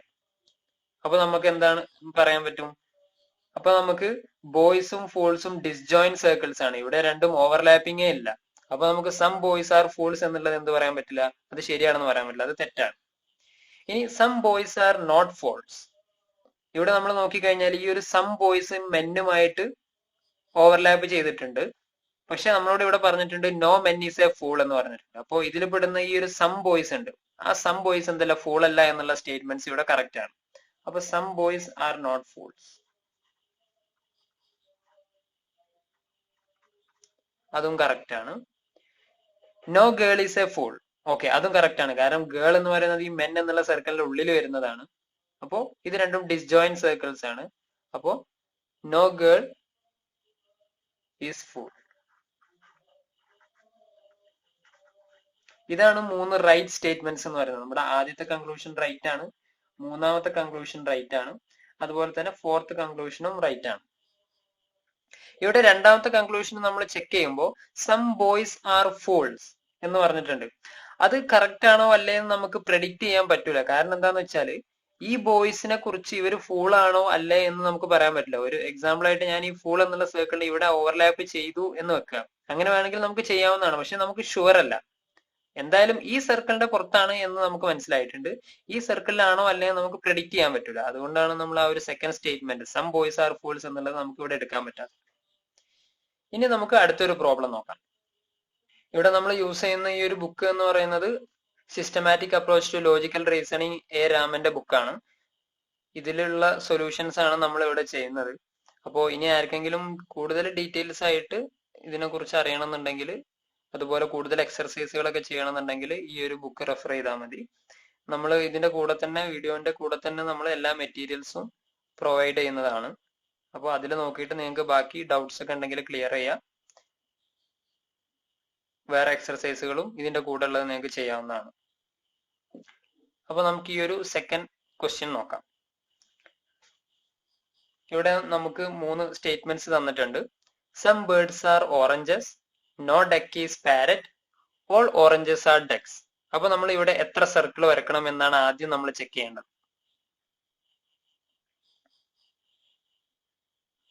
നമുക്കിവിടെ 4 സർക്കിൾസ് ഉണ്ടാവും. ഒന്ന് ബേർഡ്സിന്റെ സർക്കിൾസ് ആണ്, ഒന്ന് ഓറഞ്ചസ്, ഒന്ന് പാരറ്റ്, അതുപോലെ ഒന്ന് ഡക്ക്. അങ്ങനെ 4 സർക്കിൾസ് ആണ് ഉണ്ടാവുക. ഇവിടെ തന്നിട്ടുള്ള 3 സ്റ്റേറ്റ്മെന്റ്സ് നോക്കിക്കഴിഞ്ഞാൽ നമുക്ക് ഇങ്ങനെ ഒരു വെൻ ഡയഗ്രം കിട്ടും.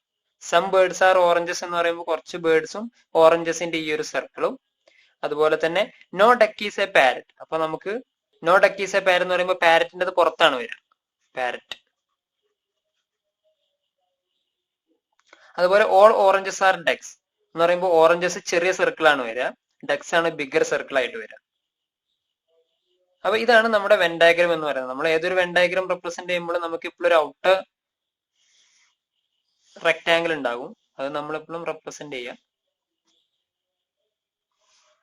ഇങ്ങനെയാണ് നമ്മൾ സാധാരണ വെൻ ഡയഗ്രം പ്രോബ്ലത്തിൽ നമ്മൾ ഇങ്ങനെയാണ് റെപ്രസെന്റ് ചെയ്യുക. പക്ഷെ നമുക്കിവിടെ ഈ ഒരു ഇത് വെച്ച് കഴിഞ്ഞാൽ തന്നെ നമുക്ക് ഈ ഒരു പ്രോബ്ലം ചെയ്യാൻ പറ്റുന്നതാണ്. ചില കേസിൽ മാത്രമേ നമുക്ക് ഈ റെക്ടാങ്കിൾ യൂസ് ചെയ്യേണ്ടത് കമ്പൽസറി ആയിട്ട് വരുള്ളൂ. പക്ഷെ ഈ ഒരു പ്രോബ്ലത്തിൽ നമുക്ക് കമ്പൽസറി അല്ല, പക്ഷെ നമ്മൾ സാധാരണ അങ്ങനെ റെക്ടാങ്കിൾ കൂടെ വെച്ചിട്ടാണ് നമ്മൾ ആ ഒരു യൂണിവേഴ്സൽ സെറ്റിനെ റെപ്രസെന്റ് ചെയ്യുക. ഓക്കെ, അപ്പൊ നമുക്ക് ഇവിടെ ബേർഡ്സ് ഉണ്ട്, ചെറിയ സർക്കിൾ ഓറഞ്ചസ്, ഡക്സ്, അതുപോലെ പാരറ്റ്. ഇനി നമുക്ക് തന്നിട്ടുള്ള കൺക്ലൂഷനിൽ സം ബേർഡ്സ് ആർ ഡക്സ് എന്ന് തന്നിട്ടുണ്ട്. അപ്പൊ നമ്മൾ നോക്കിക്കഴിഞ്ഞാൽ സം ബേർഡ്സ് ആർ ഡക്സ്, ഇവിടെ ഓവർലാപ്പിംഗ് ഉണ്ട്. അപ്പൊ നമുക്ക് എന്ത് എഴുതാം? സം ബേർഡ്സ് ആർ ഡക്സ് എന്നുള്ളത് റൈറ്റ് ആണെന്ന് കാണാൻ പറ്റും. സം ഡക്സ് ആർ ഓറഞ്ചസ്, അങ്ങനെ നമ്മൾ നോക്കിക്കഴിഞ്ഞാൽ സം ഡക്സ് ആർ ഓറഞ്ചസ് ശരിയാണ്. കാരണം ഡക്സ് മുഴുവൻ ഇല്ല, കുറച്ച് ഡക്സ് മാത്രമാണ് ഓറഞ്ചസ് ഉള്ളത്. അപ്പൊ അതും ശരിയാണ്. Some ducks are oranges. ഇനി some parrots are not duck, ഇവിടെ നമ്മൾ നോക്കിക്കഴിഞ്ഞാൽ all parrots are not duck ആണ്. Some parrots are not duck എന്നുള്ള സ്റ്റേറ്റ്മെന്റ് നമുക്ക് കറക്റ്റ് പ്രെഡിക്റ്റ് ചെയ്യാൻ പറ്റില്ല. അതുപോലെ തന്നെ some birds are not parrots, അത് കറക്റ്റ് ആണ്. കാരണം ഇവിടെ ഉള്ള ബേർഡ്സ് എന്ന് പറയുന്നത് ബേർഡ്സ് എന്ന സർക്കിൾ ഇതാണ്. അപ്പൊ some birds are not parrot, അപ്പൊ നമുക്ക് അത് എഴുതാൻ പറ്റും.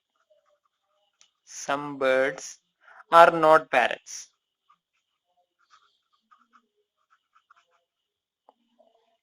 ഇത് നമ്മുടെ ഫസ്റ്റ് കൺക്ലൂഷൻ ആണ്, ഇത് സെക്കൻഡ് കൺക്ലൂഷൻ ആണ്, ഇത് ഫോർത്ത് കൺക്ലൂഷൻ ആണ്.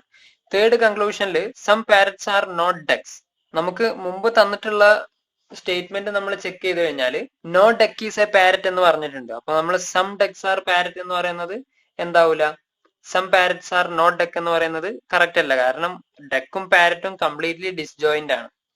അപ്പോൾ അവിടെ സം എന്നുള്ളത് നമുക്ക് യൂസ് ചെയ്യാൻ പറ്റില്ല. ഓക്കെ, അപ്പൊ ഇങ്ങനെയാണ് ഈ ഒരു ടൈപ്പ് ഓഫ് പ്രോബ്ലംസ് ചെയ്യുക. ഇനി നമുക്ക് അടുത്തൊരു പ്രോബ്ലം നോക്കാം. മൂന്നാമത്തെ പ്രോബ്ലത്തിൽ നമുക്ക് 3 സ്റ്റേറ്റ്മെന്റ്സ് ഉണ്ട്. ഓൾ കാർസ് ആർ വീൽസ്, അപ്പൊ നമുക്ക് കാർസിന്റെ ഒരു ഇത് എടുക്കാം. ഓൾ കാർസ് ആർ വീൽസ് എന്ന് പറയുമ്പോൾ വീൽസ് ആണ് ബിഗ്ഗർ സർക്കിൾ ആയിട്ട് വരിക. അപ്പൊ ഇത് വീൽസ് ആണ്, കാർസ് ആണ്. എല്ലാ കാർസും എന്താണ്, വീൽ എന്ന ഒരു കാറ്റഗറിയിൽ പെട്ടതാണ്. No wheel is a chair, അപ്പോ വീൽ എന്നുള്ളതിന്റെ പുറത്താണ് ചെയർ വരിക. സം ചെയർസ് ആർ സ്പോക്സ്, അപ്പൊ കുറച്ച് ചെയർ എന്താണ്, സ്പോക്സ് ആണ്. നമുക്ക് മീനിങ് അറിയില്ല എന്നുണ്ടെങ്കിലും നമ്മൾ എന്താണ് ഇവിടെ ഈ ഒരു വെൻ ഡയഗ്രം എങ്ങനെ വരയ്ക്കുക എന്നുള്ളതാണ് ഇമ്പോർട്ടന്റ്. പേര് എന്താണെന്നുള്ളത് നമ്മളെ സംബന്ധിച്ചിടത്തോളം ഒരു പ്രോബ്ലം അല്ല. ഇതാണ് നമ്മുടെ വെൻ ഡയഗ്രം എന്ന് പറയുന്നത്. നമ്മളെപ്പോഴും ഇങ്ങനെ ഒരു റെക്ടാങ്കിൾ റെപ്രസെന്റ് ചെയ്യണം.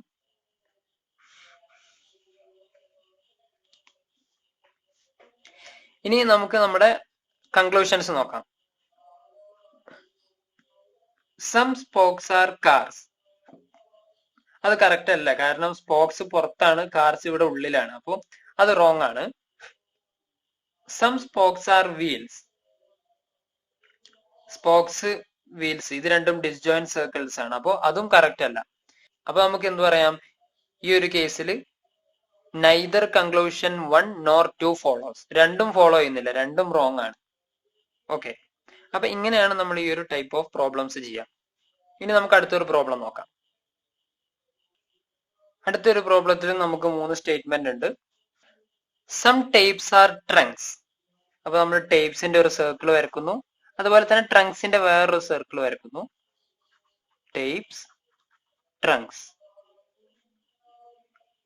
സം ട്രങ്ക്സ് ആർ ഹോൾസ്, അപ്പൊ നമ്മൾ സം ട്രങ്ക്സ് ആർ ഹോൾസ് എന്ന് പറയുമ്പോൾ ഇവിടെ വേറെ വരക്കുന്നു. ഹാൾസ് എന്ന് പറയുന്നത് സം ട്രങ്ക്സിന്റെ പാർട്ടാണ്. ഓൾ ഹാൾസ് ആർ ഡെസ്ക്, അപ്പൊ ഈ ഹാൾസ് എന്ന് പറയുന്നത് എന്താണ്, ഡെസ്കിൽ വരുന്നതാണ്. All halls are desk. അപ്പൊ നമുക്ക് എന്ത് ചെയ്യാം, ഇങ്ങനെ ഒരു ബിഗ്ഗർ സർക്കിൾ വരക്കാം. All halls are desk. ഒരു ഡെസ്ക്സ് ആണ്. ഇനി നമുക്ക് ഇവിടെ രണ്ട് കൺക്ലൂഷൻ തന്നിട്ടുണ്ട്. Some desks are tapes. Desk ഇവിടെയാണ്, ടേപ്സ് ഇവിടെയാണ്. അപ്പൊ ഇത് രണ്ടും ഓവർലാപ്പ് ചെയ്യുന്നില്ല. അപ്പൊ അതുകൊണ്ട് നമുക്ക് സം ഡെസ്ക്സ് ആർ ടേപ്സ് എന്ന് നമുക്ക് പറയാൻ പറ്റില്ല, നമ്മളത് ഷുവർ അല്ല. അതുപോലെ തന്നെ some desks are trunks. Okay, അത് ശരിയാണ്. സം ഡെസ്ക്സ് ആർ ട്രങ്ക്സ് എന്നുള്ളത് കാരണം ഈ ഒരു ഹോൾസിന്റെ ബിഗ് സർക്കിൾ ആണ് ഡെസ്ക്സ് എന്ന് പറയുന്നത്. ഹോൾസ് ഓൾറെഡി ഓവർലാപ്ഡ് ആണ്. അപ്പൊ ഈ ട്രങ്ക്സും ഡെസ്കും എന്ന് പറയുന്നത് എന്താണ്, അത് ഓവർലാപ്പ് ചെയ്യുന്നതുകൊണ്ട് നമുക്ക് സം ഡെസ്ക്സ് ആർ ട്രങ്ക്സ് എന്ന് പറയാൻ പറ്റും. Some desks are trunks.